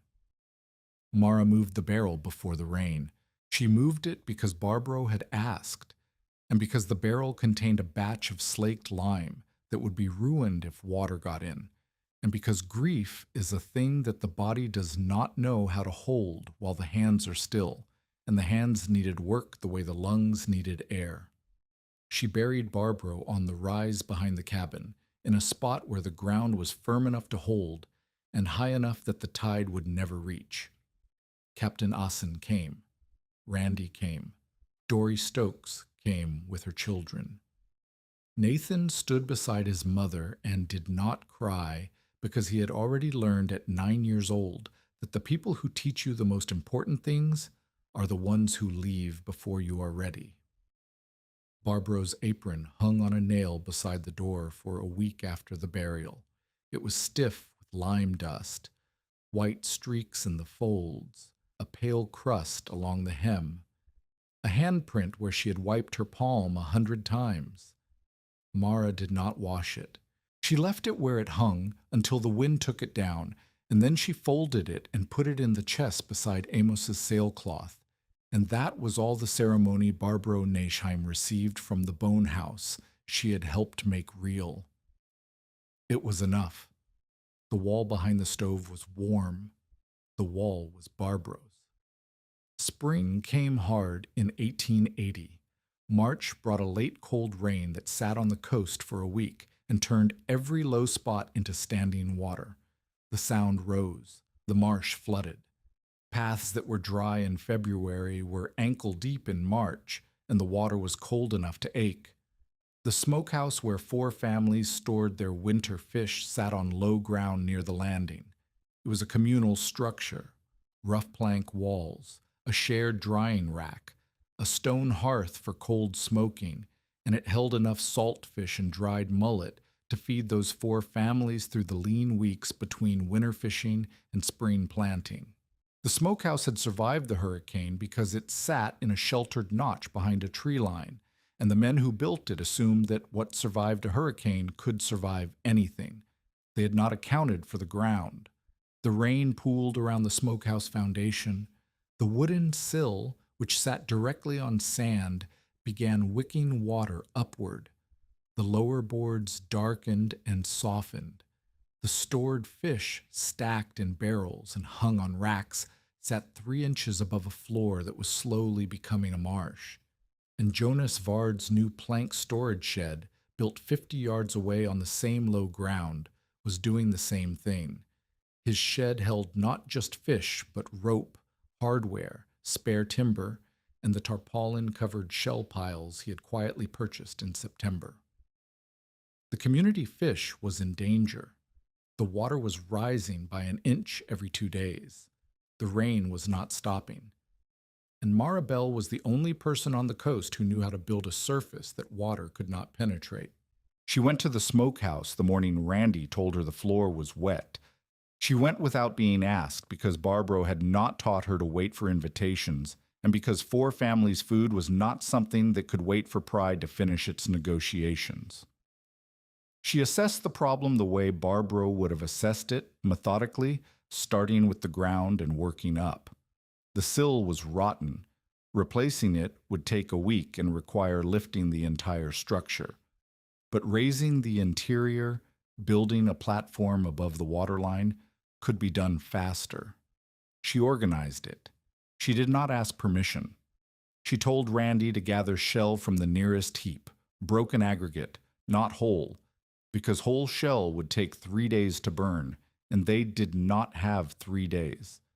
She told Dory Stokes to start a burn pit with the small reserve of pre-burned lime Mara had kept covered and dry in the bone house since November.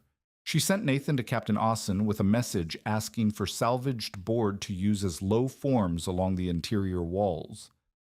The first decision was the one Barbro would have made.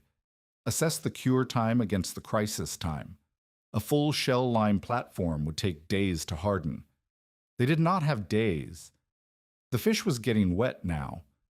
So Mara split the response into 2 parts, immediate protection using what was already cured, and a longer barrier built in place that would harden after the crisis peaked. She heard Barbro's voice in the split. Fast is on the ground, but sometimes fast is what keeps the ground from taking everything. If this story reminds you why preparation matters before the sky changes, share it with someone who would understand Mara's kind of stubbornness. She raised sacks of fish onto temporary shell platforms, flat slabs of cured aggregate she had kept as test pieces from the autumn, repurposed now as emergency shelving. She cut drainage channels in the sand floor with a spade so water flowed toward the low corner, and out through a gap she opened at the base of the door frame. She packed emergency shell lime around the windward sill, a thick, fast application that would not cure properly in the cold, but would create enough of a barrier against rising water to buy time until the rain broke. She used cured slabs from broken test panels as ballast along the base of the walls, weighting the bottom of the structure against the water pressure that was pushing inward. She coordinated labor, Randy and Dory, and 2 fishermen's wives working in shifts, rather than trying to do everything herself, the way she had tried in August before Barbro taught her, that one pair of hands is a rescue and 3 pairs is a method. Jonas arrived on the second day. His own shed was taking water, and his stored shell piles, the ones he had bought quietly to control the supply, were sitting in 2 inches of standing water that was dissolving the unburned shells back into mud. He stood at the entrance of the smokehouse and watched Mara directing the work. He watched women packing shell lime while their husbands mended nets. He watched his own leverage dissolving as slowly and surely as his shell piles. "You could have helped my shed first," he said. "My shed holds more than this smokehouse." "Your shed holds your property," Mara said. She did not stop working. She did not look at him. "This smokehouse holds 4 families' food. My shed also holds rope and hardware that those families need for spring fishing. Then you should have built it higher." Jonas's face went dark.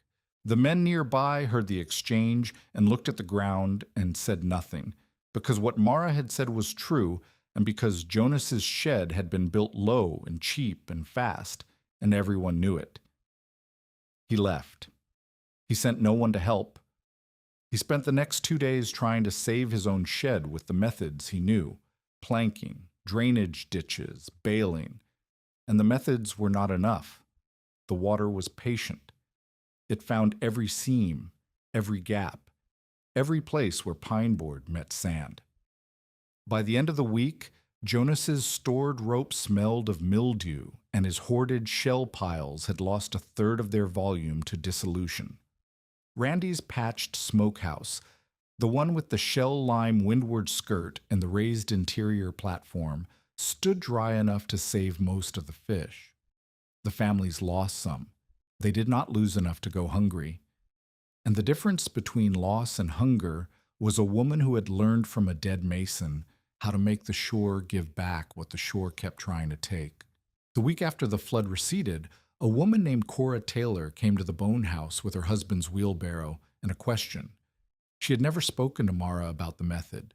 She had watched from the edges of work days, too shy or too cautious to approach. Now she stood at the shell pile with her hands at her sides and said, "My stove wall.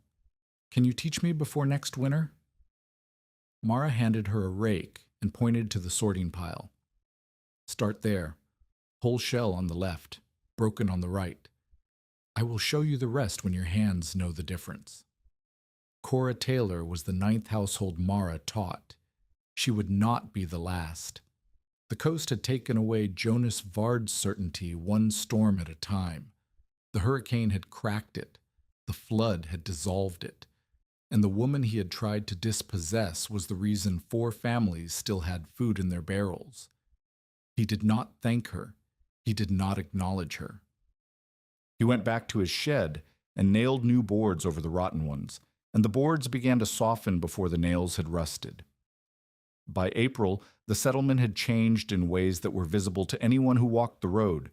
3 houses had shell-lime stove backs, thick slabs behind the firebox that held heat through the night. 2 smokehouses had windward skirts. The communal smokehouse sat on a raised shell platform that drained clean in every rain. Captain Asen had taught 2 younger men how to bolt roof braces before adding wall mass, because mass without a secured roof was mass that held a building together just long enough for the roof to become a weapon. Mara had taught 7 households.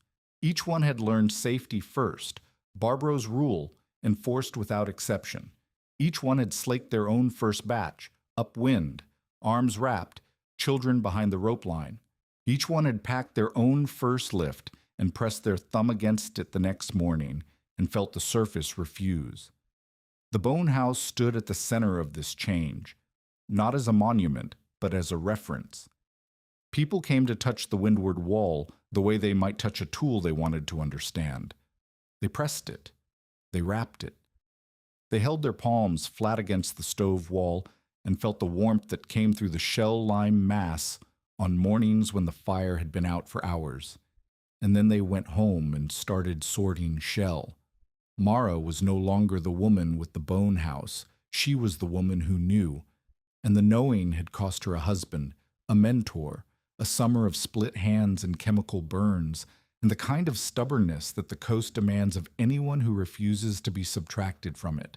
She stood at the doorway of the bone house on an April evening and watched Nathan playing in the shell yard, kicking fragments, building small piles, sorting them the way Barbro had taught him without knowing she was teaching him.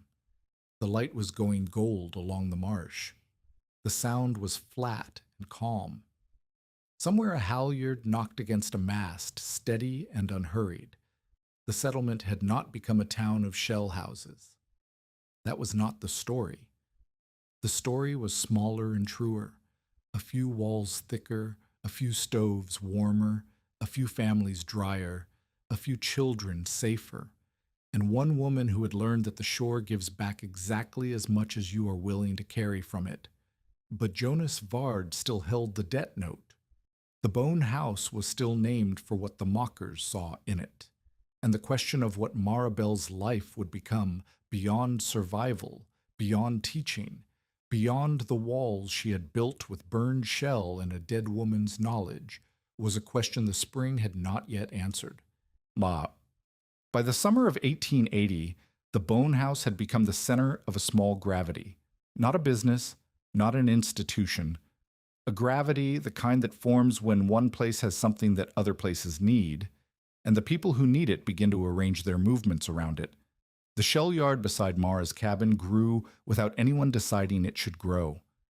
Piles appeared, whole shell for burning, broken shell for aggregate, sand kept separate in mounds covered with sailcloth, ash collected in barrels from fish house fires and household stoves. The piles were sorted the way Barbro had taught, by type, by size, by purpose, and the sorting was the first thing anyone learned because Barbro's voice still governed the yard even though Barbro was gone. A burn pit sat downwind of the cabin, positioned so the smoke and lime dust carried out over the marsh instead of into the settlement. A rope line marked the danger zone, 30 feet in every direction from the slaking station. Children knew the rope line the way they knew the tide line. Cross it, and the consequences were immediate and non-negotiable. Nathan enforced this with the authority of a 10-year-old who had watched lime paste spit onto his mother's wrist, and who carried the memory of that scream in a place he did not discuss. A typical workday moved by the tide. At low water, when the shell beds were exposed, the hauling happened. Hand carts loaded with oyster and clam shell from the heaps behind the fish sheds, pushed along the shell road to the yard, dumped, sorted. At high water, when the hauling paths flooded, the mixing and packing happened. Slaked lime measured into buckets, sand added by the shovelful, aggregate folded in, the wet mass carried to whatever wall or skirt or platform was under construction that week. Mara did not do all of this herself. That was the point. Barbro had taught her that 1 pair of hands is a rescue and 3 pairs is a method, and Mara had taken the lesson further. 10 pairs of hands is a community that no longer needs to be rescued. Randy Mears became the best practical teacher of the method, not despite her doubts, but because of them. She remembered every objection she had raised in July of 1879, the labor, the danger, the impossibility of moving enough shell in 6 weeks, and she used those objections as teaching tools. When a new learner said the work was too hard, Randy said, "I said the same thing. My shanty blew apart 3 months later. Which was harder?" When a woman worried about the lime burning her children, Randy walked her through the safety protocol with the patience of someone who had asked the same question and lived long enough to learn the answer. Dory Stokes taught the burn pit. Captain Asen taught roof bracing. Nathan, quiet, watchful Nathan, taught the children to sort shell by standing with them at the piles and showing them which fragments were whole enough to burn and which were broken enough to use as aggregate, and he did this without speaking much because Nathan had learned from 2 women who showed before they told and from a coast that did not explain its lessons before delivering them. The method spread not as a revolution but as a series of small practical repairs. A stove back here, a windward skirt there, A raised platform in a smokehouse, a foundation patch that kept a post out of standing water. Each application was modest. Each one made a measurable difference that the household could feel in the warmth of their room, the dryness of their floor, the quiet of their windward wall in a blow. And each one created a person who understood the material well enough to teach the next person, and the chain of teaching extended outward from the bone house the way the chain of shells extended outward from the shore, one piece at a time, each one connected to the last. In autumn of 1881, another gale came up the coast. It was not a hurricane.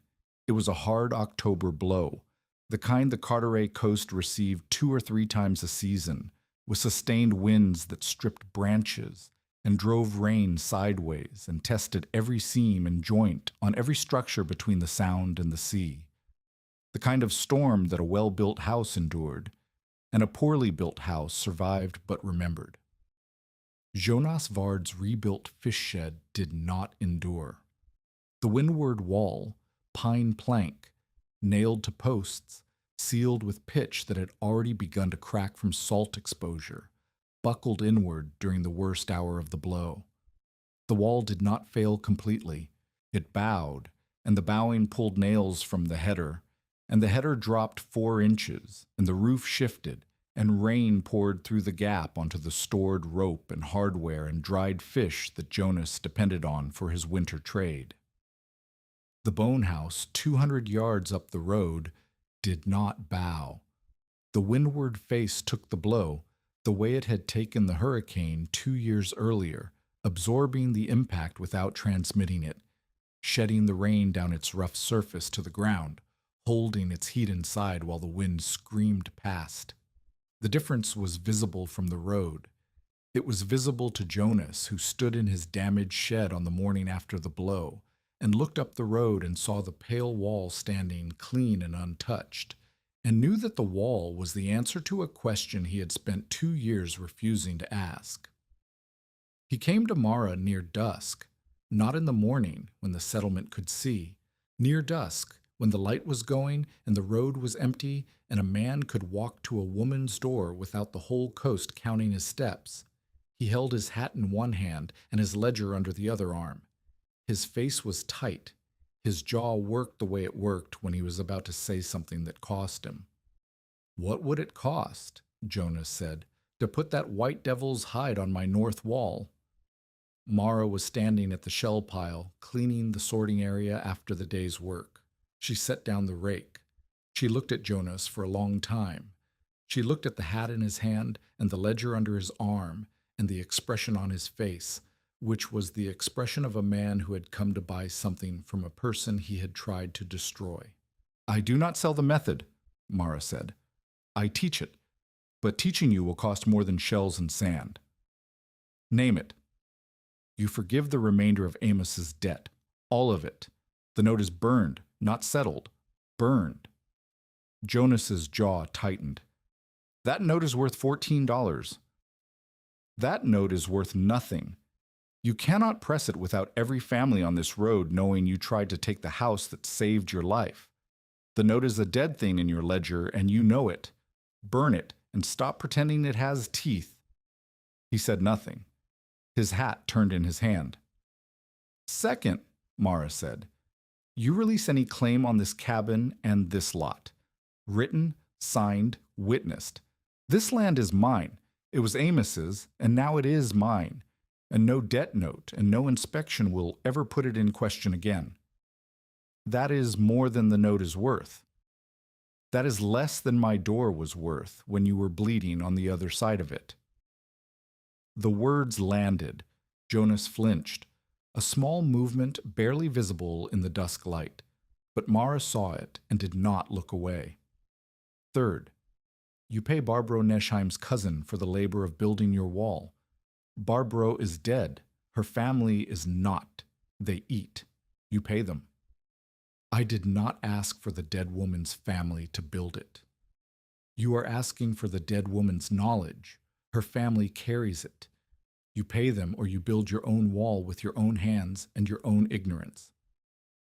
Captain Asen appeared on the Shell Road. He had not been invited. He had been told by Randy, who had been told by Nathan, who had seen Jonas walking toward the bone house at dusk and understood at 10 years old what that walk meant. The old pilot stood at the edge of the yard with his cane planted, and he did not speak. He did not need to speak. His presence was the witness, and both Mara and Jonas knew it. "Fourth," Mara said, "you let poor families take shell from your piles, the ones you bought to keep from them, without charge, for one full season. Shell that the shore gave for free does not belong under a tarpaulin." Jonas looked at Captain Asen. Asen looked back with the flat patience of a man who had spent 40 years waiting for the sea to do what the sea was going to do, regardless of anyone's opinion. Jonas looked at Mara. He looked at the bone house behind her, the pale wall, the heavy base, the stove chimney trailing smoke into the evening air. He looked at the wall that had held him alive through the worst night of his life, and that he had spent 2 years pretending did not matter. He had controlled this settlement for 15 years. He had controlled it through credit and fish prices, and the quiet understanding that a man who owed Jonas Vard was a man who did what Jonas Vard required. He had watched that control erode season by season as the bone house gave families something he could not sell them and took away something he could not replace, the fear that kept them dependent. A family with a warm stove wall and a dry windward face did not need Jonas's winter credit as badly as a family freezing in a plank shanty. And a family that did not need his credit was a family that did not need his permission. "Randy Mears will not mend my nets," he said. The words came out strange, not a complaint but an observation, as if he were noting a change in the weather.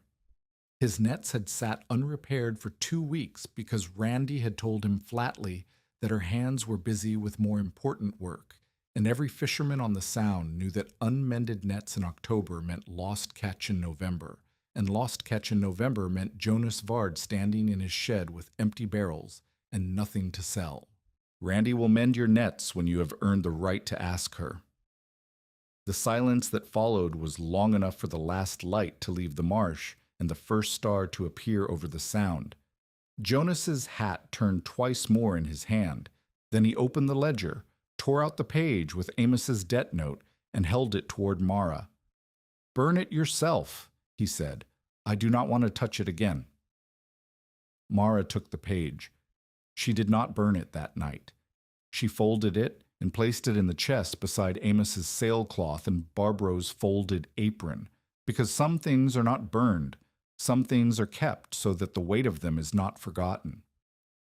Jonas's wall was built the following week. Barbro's cousin, a man named Orrin, did the heavy work. Mara supervised the mix and the lifts. Captain Asen checked the bracing. Randy mended Jonas's nets the day after the first lift was tamped, and she charged him double her usual rate, and he paid without argument, and that was as close to grace as Jonas Vard ever came. Peter Vangen arrived in Beaufort in the spring of 1881, 6 months before Jonas came to the bone house at dusk.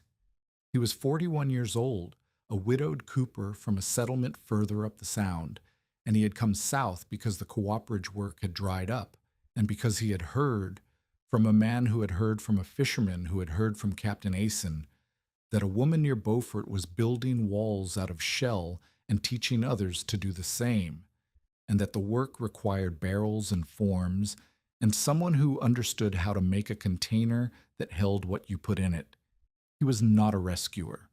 He did not arrive with answers or authority or the assumption that a woman building things needed a man to finish them. He arrived with a set of cooper's tools, a crow's, a draw knife, an adze, 3 sizes of heading knife, and a jointer, and the knowledge of how to bend wood into shapes that held pressure.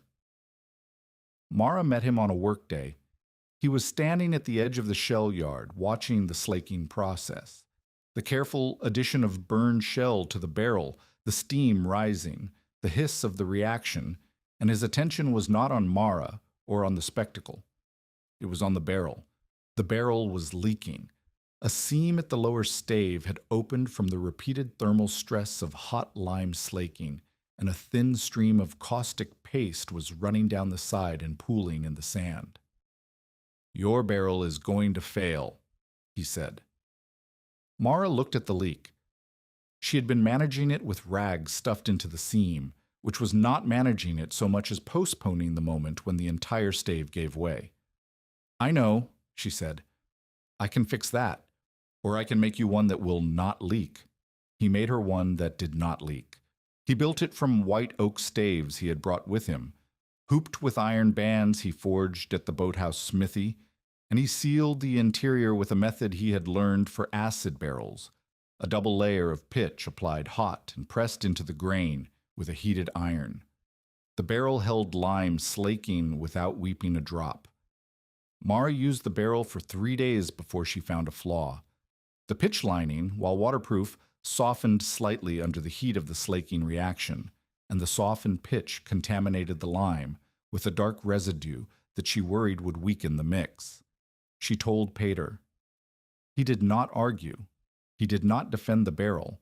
He asked what the lime needed, and she told him, a container that held heat and water and caustic paste without contributing anything to the mix, and he went away and came back 2 days later with a barrel lined not with pitch, but with a layer of fired clay tiles he had cut and fitted to the interior curve of the staves.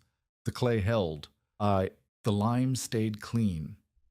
And Mara looked at Peter Vangen the way she had once looked at Barbro, with the recognition of someone who listened to the problem before they reached for the solution. He built wall forms next. The first one bowed under the weight of wet shell lime. Mara rejected it without softening the verdict. The plank was too thin. The bracing was too far apart. A form that bowed created a wall that bulged, and a wall that bulged cracked. Peter rebuilt it. He used thicker plank. He doubled the bracing. He added rope ties that could be cinched tighter as the wet mix settled. The second form held a 6-inch lift without flexing, and Mara used it on the next wall she built, and the lift came out flat and true and cured without a single bulge. The courtship happened inside the work. It happened in the barrel he rebuilt, and the form she rejected, and the second form that held. It happened in the questions he asked, not questions about her life or her feelings, but questions about the shell and the lime and the fire and the curing, questions that proved he was paying attention to what mattered to her rather than what he thought should matter. It happened when Nathan let Peter examine the cracked rear plate of the stove, the plate Amos had patched with tin, the plate that had leaked smoke for 2 years, and Peter removed it, took it to the boathouse smithy, and returned it repaired. Not replaced, repaired. The original plate, Amos's plate, made whole again. Nathan touched the smooth repair with his fingertips and looked at his mother, and what passed between them was not spoken. By the spring of 1882, Peter moved his cooper's tools into a shed he had built beside the bone house, not Mara moving into his life, Peter moving into hers. The distinction mattered. The bone house was Mara's. The shell yard was Mara's. The method was Mara's and Barbro's. Peter added to what was already built. He did not replace what had come before. They married in the autumn of that year. Captain Aasen stood as witness because there was no one left alive who had seen more of the story from the beginning. Randy stood beside Mara. Nathan held the ring. The ceremony was brief because both Mara and Peter were people who showed what they meant through work, and work was waiting. Their first project together was not a wall. It was a system. Peter designed a set of graduated forms, 4 sizes, from a narrow strip form for stove backs to a full height form for windward walls, that could be assembled, filled, and disassembled without nails. Wooden pins and rope ties held the planks in place. Each form could be carried by 2 people and set up in an hour. Each one produced a consistent flat lift that did not bulge or bow. Mara tested every form before it left the yard. She filled each one with a standard mix and tamped it and cured it and inspected the result. And the forms that produced clean lifts went into service, and the forms that produced flaws went back to Pater for adjustment. He adjusted without complaint and without ego, and the forms improved with each iteration, and by the end of the first winter, they had a set of tools that made the method faster, safer, and more consistent than anything Mara had been able to produce with salvaged planks and rope. The partnership was not romantic in the way that stories prefer romance to be, breathless, sudden, consuming. It was romantic in the way that two people working toward the same thing with mutual respect and shared competence is romantic. It was the romance of a well-made barrel and a wall that stood straight and a stoveplate repaired instead of replaced, and a man who understood that the woman he married did not need saving. She needed someone who could keep up. So right. The years compress the way years do when the extraordinary becomes routine, and the routine becomes the texture of a life. 1883. Mara and Pater's first child, a daughter they named Eliza, after the woman who had held a girl's hand near a lime pit in South Carolina and said the words that would save a family 30 years later. Nathan, 12 now, began helping at the shell yard with the serious attention of a boy who understood that the work was not a chore but an inheritance. 1885. Nathan, at 14, apprenticed with a boat builder on the Sound. He used shell lime footings beneath the shed floors, a practice no other boat builder on the coast had tried, and the footings kept the timber out of standing water and extended the life of the floor by years. The boat builder did not understand why it worked. Nathan did not explain. He showed. 1886. A widow arrived from Morehead City with 2 children and no money, and a question she had heard asked along the coast. Could the bell woman teach her to build walls that held? Mara taught her for free. She taught her the way Barbaro had taught: safety first, then fire, then water, then lifts. The widow's name was Alma Sproul, and she went back to Morehead City and patched her rented shanty's windward face with a 4-inch skirt of shell lime that her landlord did not notice for 3 months. And when he did notice, he did not make her remove it because the wall had stopped leaking and he had stopped paying for repairs. The method had jumped towns. Mara had not carried it. It had walked on its own legs. 1887. Captain Ossen died in his sleep during a January blow. He was 72. The coast did not mark his passing with ceremony, because the coast did not mark anything with ceremony. It marked things with absence, with the empty chair, with the cane that no longer tapped on the shell road. Mara kept one of his storm braces, the original oak brace he had leaned against her doorpost without admitting he believed, nailed above the door frame of the bone house, where it stayed for as long as the house stood. 1889. Randy Mears, now 47, was the settlement's most sought-after teacher of the method. She was sought not because she was the best. Mara was better, and Mara would always be better, but because Randy remembered doubt. She remembered standing at her mending bench and telling Mara that a wall that takes more work than a roof is a punishment. She remembered watching the bone house rise and thinking it would fail. She remembered being wrong, and she used the memory of being wrong to teach people who were afraid of being wrong themselves. Every new learner who stood at the slaking barrel with shaking hands heard Randy say, "I shook too. Now I teach the shaking." 1891. Eliza, 8 years old, asked Mara why the house was so thick. Mara was patching a hairline crack on the windward face, a crack she had found during her annual inspection, the inspection Barbaro had taught her to do, the one where she walked every surface and pressed every seam and listened for the sound of a wall that was hiding something. She stopped patching and held the trowel out to her daughter. "Feel the wall," Mara said. Eliza pressed her palm against the surface.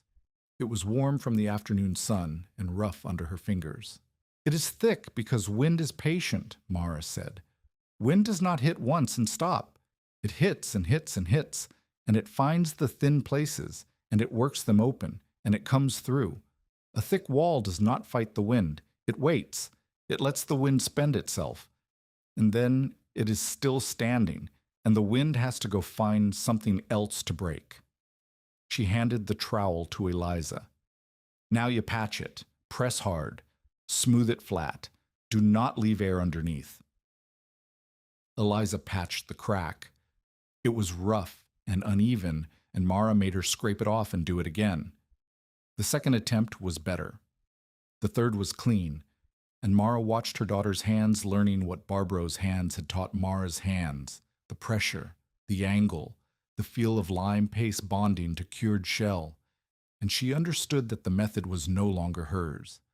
It belonged to the hands that carried it forward, each pair learning from the pair before, each generation adding what they found and passing on what they were given.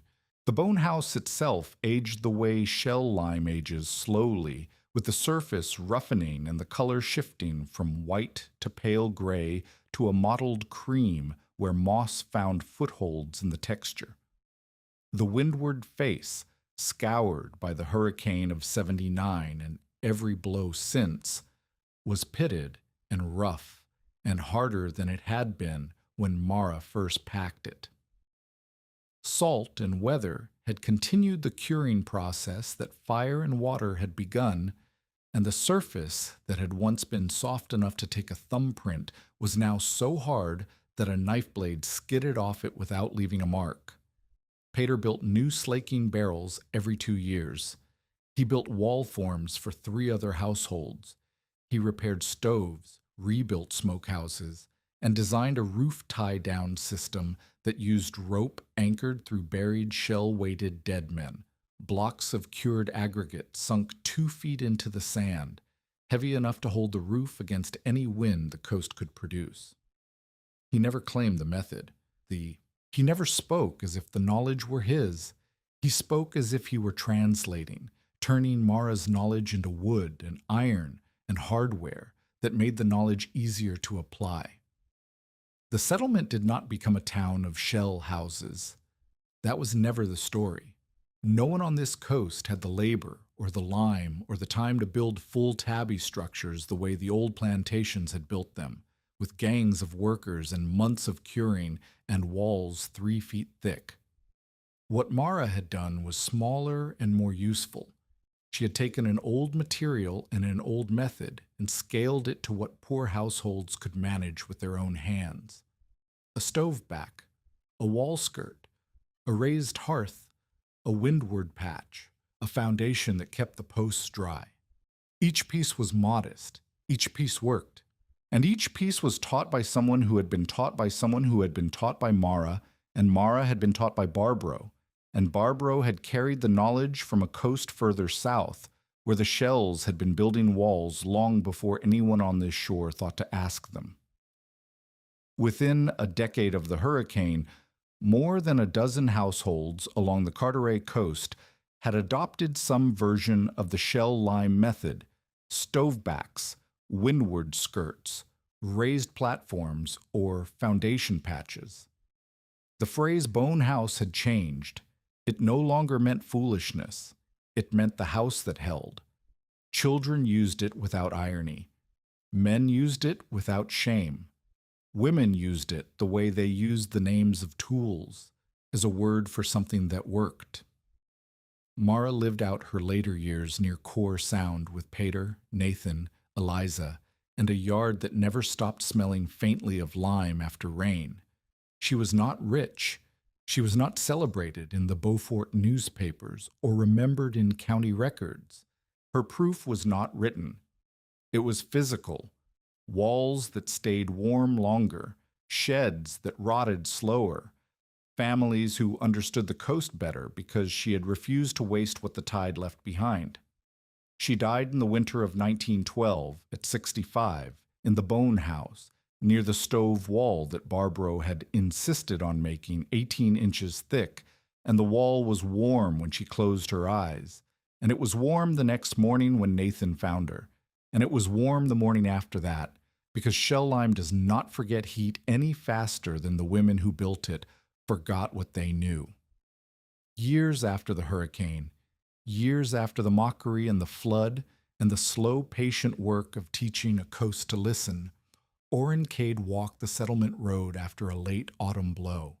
He was old now, old enough that the road felt longer than it used to, and the wind felt colder than it should have. He passed the bone house the way he passed it every day, but this time he stopped. He stepped off the road and walked to the windward wall, the original wall, the one Mara had packed in August of 1879, with burned shell and sand and ash and the memory of a dead woman's hands. The surface was pale under moss and salt stain, rough as reef rock, cold to the touch from the night air, but solid beneath the cold.